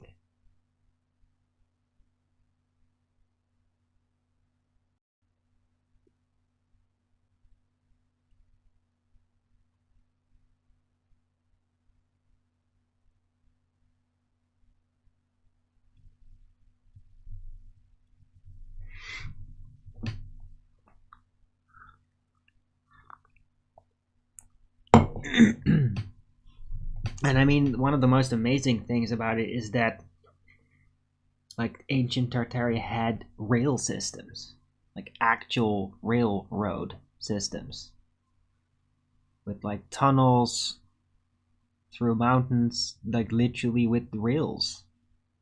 And it's ancient, it's all rusted out, and but it's there.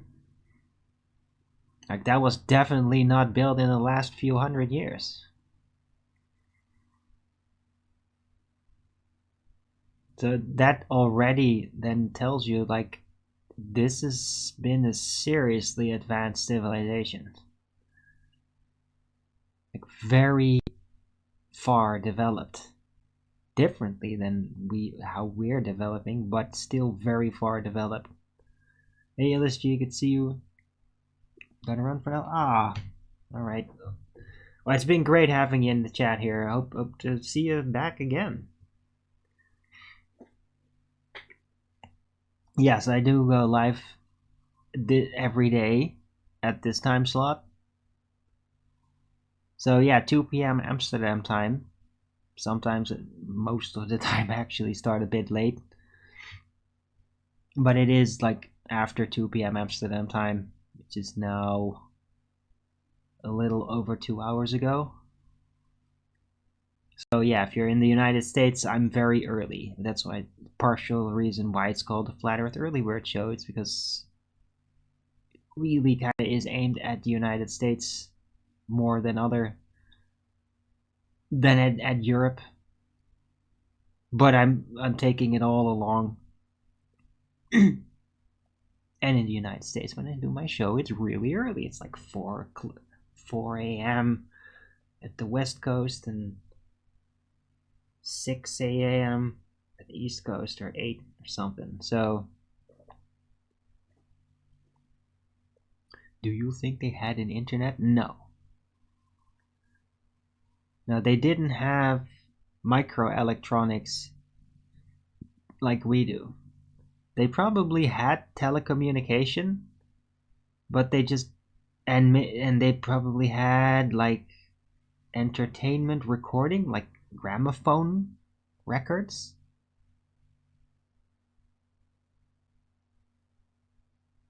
Things like that, but not like a digital interactive thing. They may have had the technium inherited from the old world,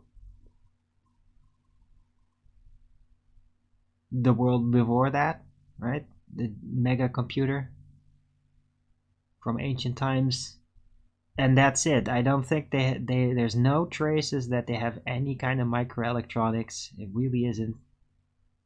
But they would have had electric capability. They would have had things like combustion engines. They would have had all that sort of technology developed and just utilized, but no microelectronics. But they had flight, Zeppelin flight, big airships. They had railroads. They had gas lighting, and arguably even electric lighting too. They had way more sophisticated medicine and like knowledge of healing through sound and vibration and all kinds of like advanced knowledge like that. Incredibly advanced architectural capabilities. And that's kind of what it was like. The rest is just all culture.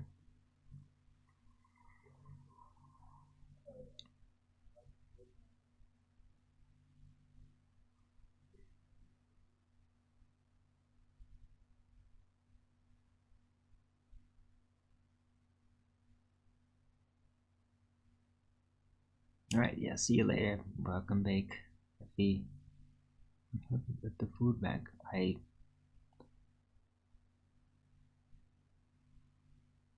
submitted an application to apply for it and gave them like all my financial situation records, and then they rejected me. That's what happened.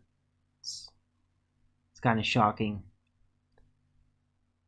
It might be because they're just my financial oversight record was not, it was too confusing or something. It was insufficient for them to make a decision about it.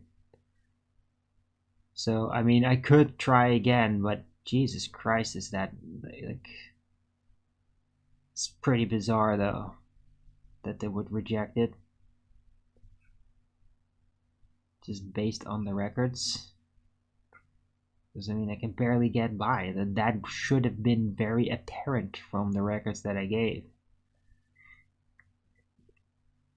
Right. So that's what happened.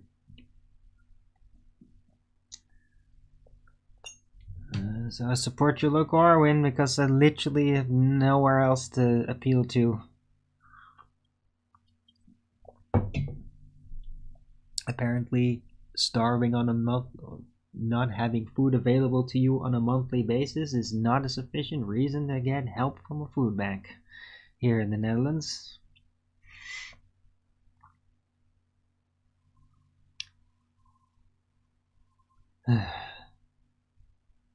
But I mean, I have been adapting. I'm more efficient with food. Do they think you get enough welfare? I get just the legal, it's, yeah, I get the minimum, and it's, I'm not like crippled or mentally provably handicapped or medically dependent on some pharmaceutical drug or whatever, so yeah, they think I get enough.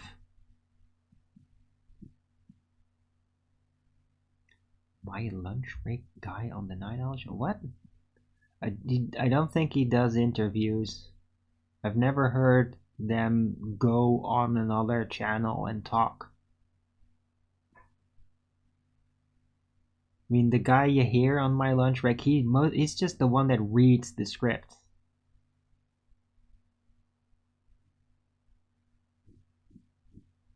I mean, it is all very scripted.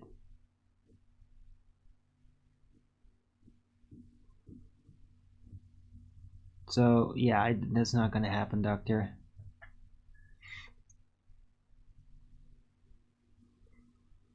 But I don't really need to ask him where he gets his information because they literally say what their sources are in their videos. You probably didn't pick up on it because you don't watch his videos, because you don't want it. Huh? You don't want it to be real. Alright, anyway, I'm gonna take another 2-minute break and I'll be right back. Don't forget to Rogan's it up if you're liking it.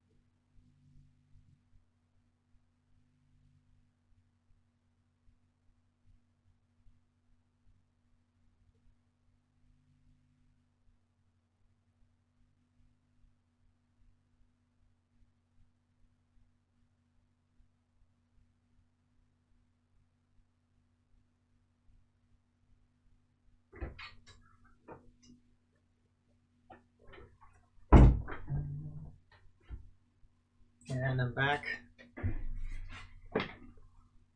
Right.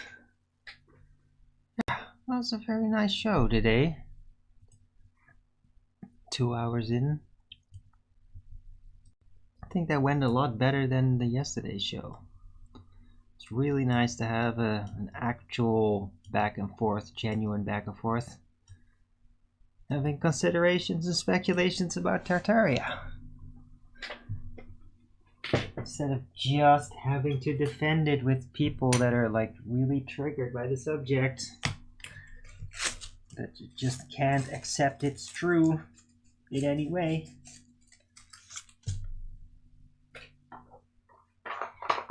Because that's been pretty much 95% of all interactions, and every time that subject comes up. So it's somebody that's just like, it's not real. We don't want to know about it. Look at everything that I learned and accepted about history. I know it so well. Like, yeah, I get it.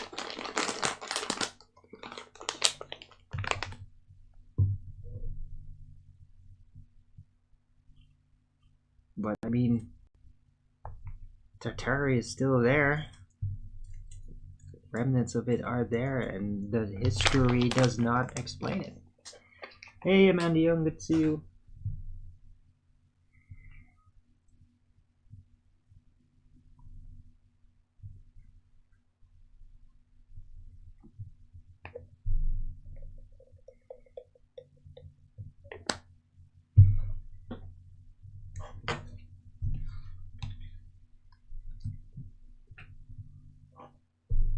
Hope everybody's having a great day this Friday. I feel a bit better than yesterday. Yesterday I was just in a terrible mood.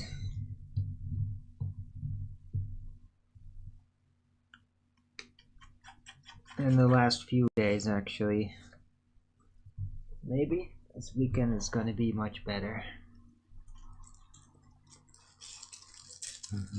I actually slept with the warm water bottle again this night, and maybe that really helped. It was very nice and warm. And I absolutely, very tangibly got to sleep quicker because of that. Don't have to like have this hour where I'm just sitting trying to warm up. Just get to it more quickly.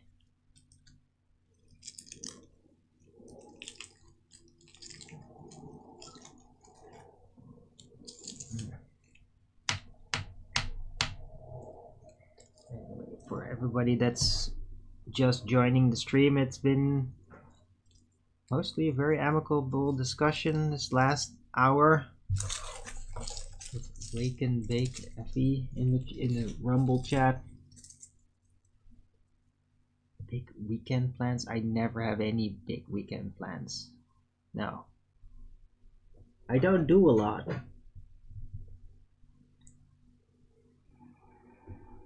Because I don't have the money for it.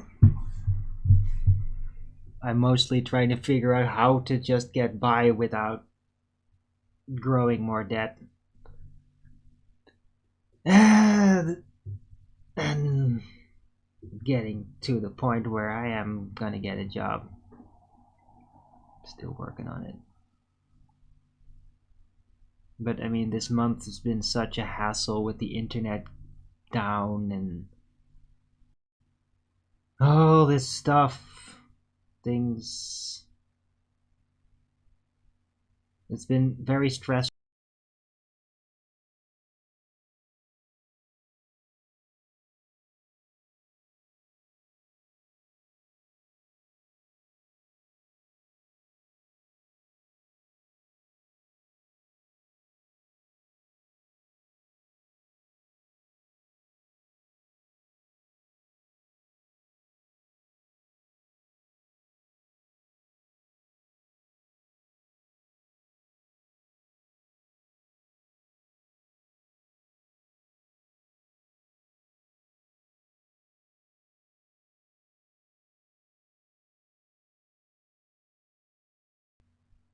Sure it is.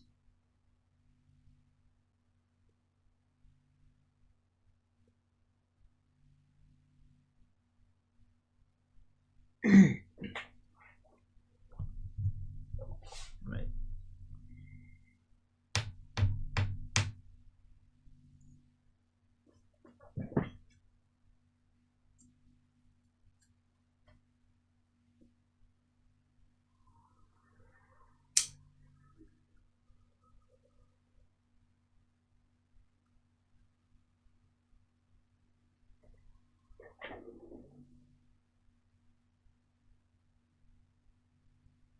Right.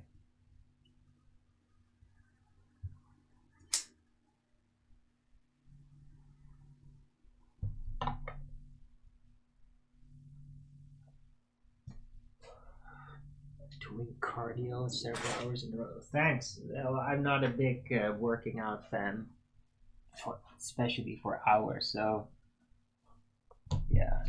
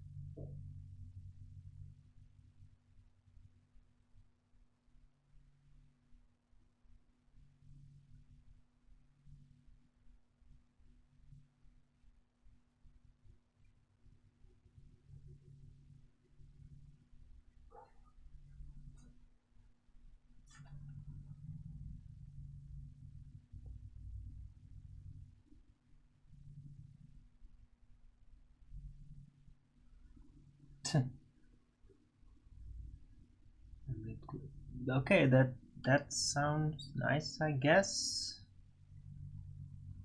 But yeah, sure, that would be kind of fun. Just hang for a change. I mean, I haven't done that in ages.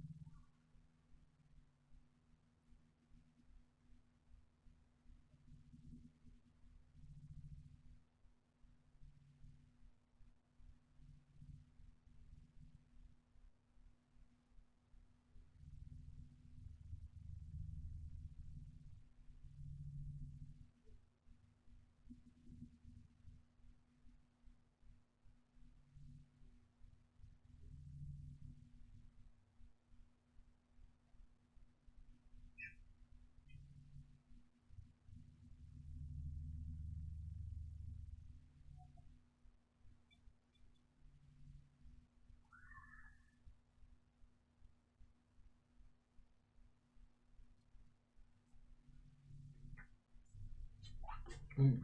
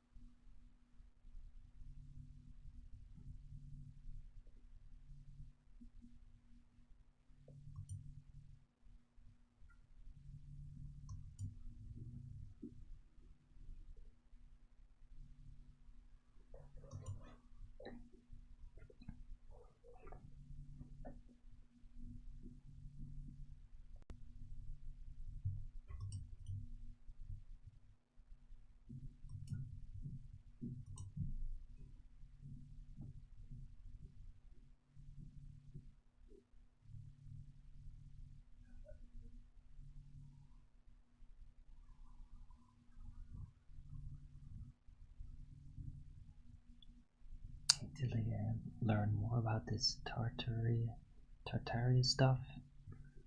Oh yeah, my lunch break. Just check out their work. So much of it.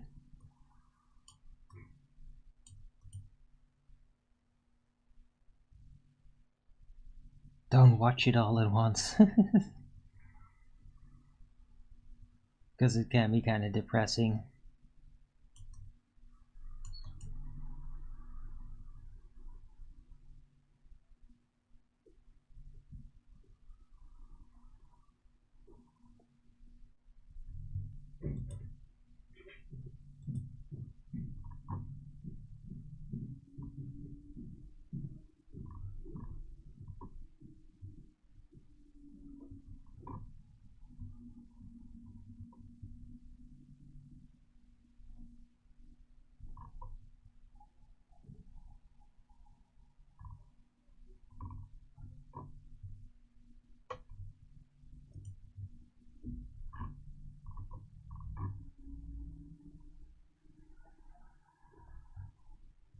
Hmm.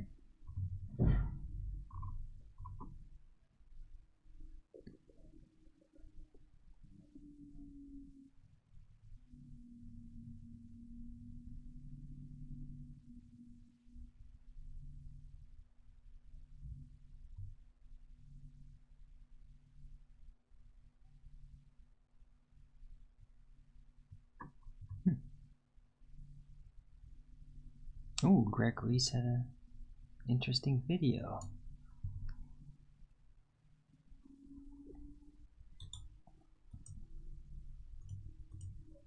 What the whole Charlie Kirk thing.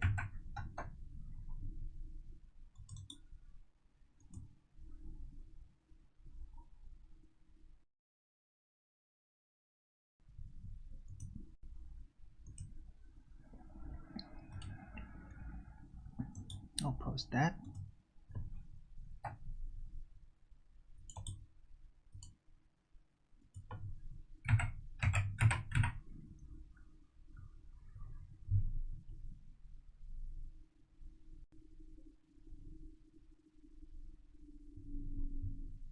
Right. That's the Snake Eyes movie has definitely been taken notice of. It's part of the video too. So yeah, I'll definitely check that out after the show. It's a 4.5-minute video, but I'm not gonna play it live during the show though. But you can check it out yourself. I posted the link in the Rumble chat and the Discord chat.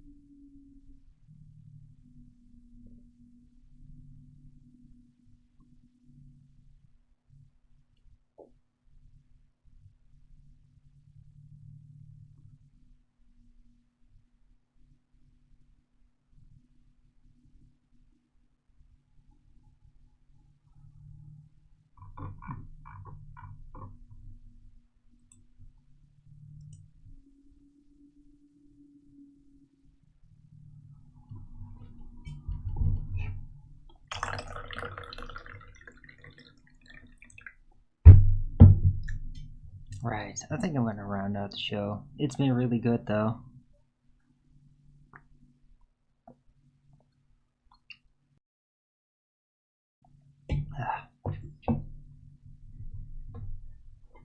Didn't think it was gonna be all that great when it started out.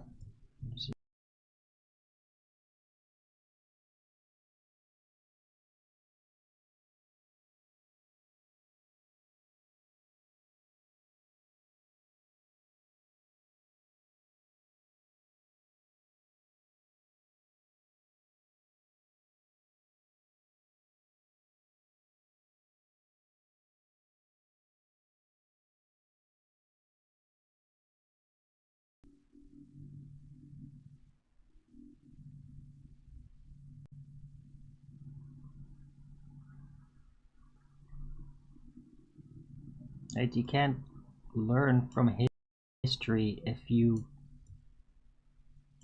don't get real about history. Because when you do that, you twist it, then the lessons of it are lost, and then inevitably you're doomed to repeat them.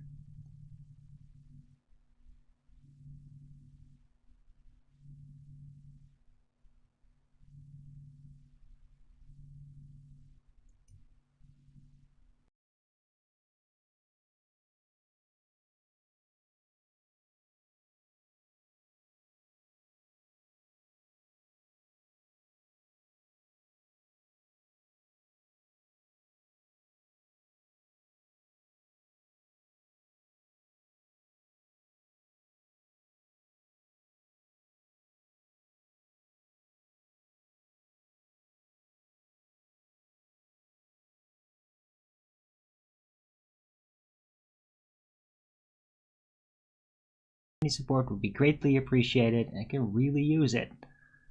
Please support your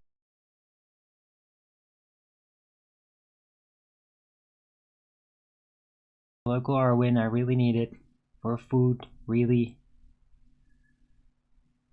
Right, I'll be back tomorrow with Flat Earth Early Bird number 2413 on a Saturday. Hope to see you all then. Everybody have a great day and a great weekend. And until the next video, keep it flat.